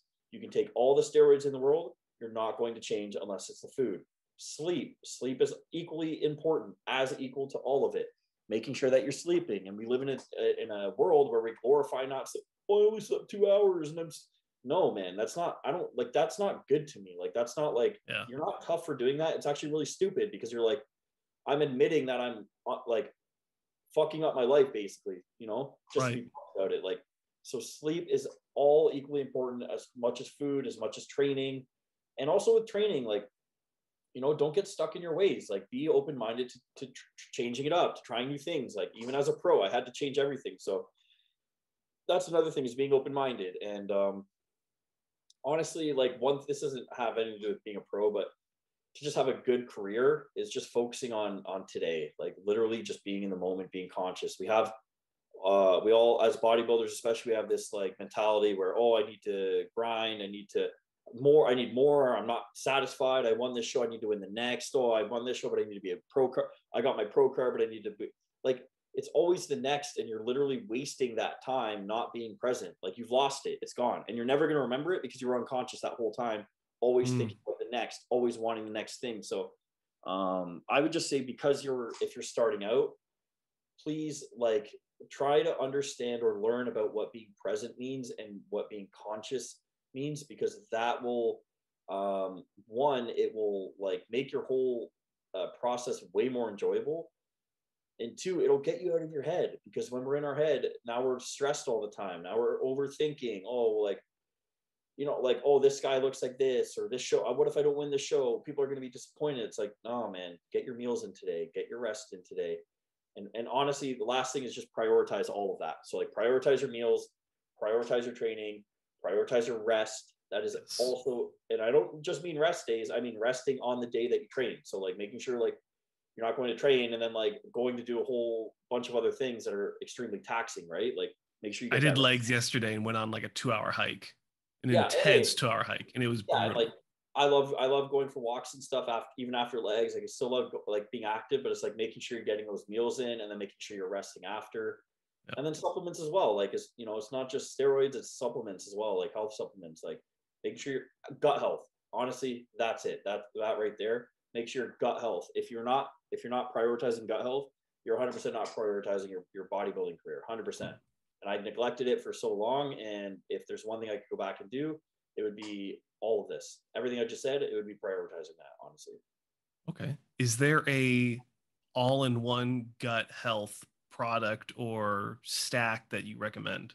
Probiotic, I guess, for sure would be like the number one. Glutamine in higher amounts, like 30 grams, 40 grams a day. Wow. Magnesium, omegas, which are mainly good for the brain as well, and inflammation, I believe, and lubricating like the joints and stuff.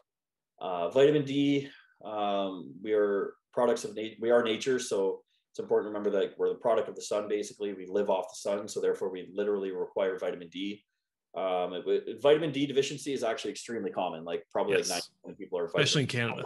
Yeah, so vitamin D is extremely important, and then I would add in turmeric, and I would add in digestive bitters as well. And then if you have really bad inflammation, which a lot of people do, I would also include DGL licorice root. So the last two I mentioned are anti-inflammatories for the gut, and then turmeric is an anti-inflammatory, all natural, by the way. These aren't like don't get pharmaceutical anti-inflammatories; they're just going to make it worse. But yeah, magnesium kind of helps everything, to be honest, even cramping and everything. If you ever cramp, but those also help with sleep. So your gut is. If you have poor gut health, you're not going to sleep 100%. So it's important to make sure if your gut is clean, meaning it's empty, then your body doesn't need to do anything overnight, like digest or process food or whatever. It's not overworking, so then you're allowing yourself to be in a better state to sleep, right? So that's kind of why we don't sleep. It's usually like we're breaking shit down overnight, or digesting food, or like whatever, breaking down inflammation, like whatever it is, right? Yeah. There's a lot there. Do you recommend people break that up between multiple meals, or? Honestly, you can take most of them in the morning, magnesium at night, because it might make you a little tired. Okay. Greens also, fiber, like making sure, like I used to never eat greens, like vegetables, and now I have them in every meal. Me too. Fiber cleans out like it's breaking down the protein and it's cleaning out the gut at the same time. So it literally like cleans out the stomach. So it's extremely important to make sure you're getting vegetables in every day as well. Yes. Okay. That sounds good. Yeah, that's almost 3 hours. Yeah. Probably go another 2, but yeah, I still gotta eat. I had a Cliff Bar for breakfast, so nice. I'm not doing good. It's in my diet though. It's kind of weird. My Ty has me doing 2 meals of Cliff Bars and protein bars, and I'm like, I think I'm gonna see if we can switch it to like taking that stuff out and doing other meals. Yeah. Because I feel like I don't have the discipline to just, if I'm in a rush, I'll just grab a Cliff Bar and a protein shake. And that might not be what I'm supposed to really be eating at that time. Or I might have 3 of those a day instead of 2. Right. So right. Yeah, I get it. You want to take it out if it's not there. Yeah. I need to get back to, before I hired him, I was doing like 4 or 5 meals of chicken and rice. Obviously that's not optimal. Because now we have like protein variety with egg whites in the morning, beef at night.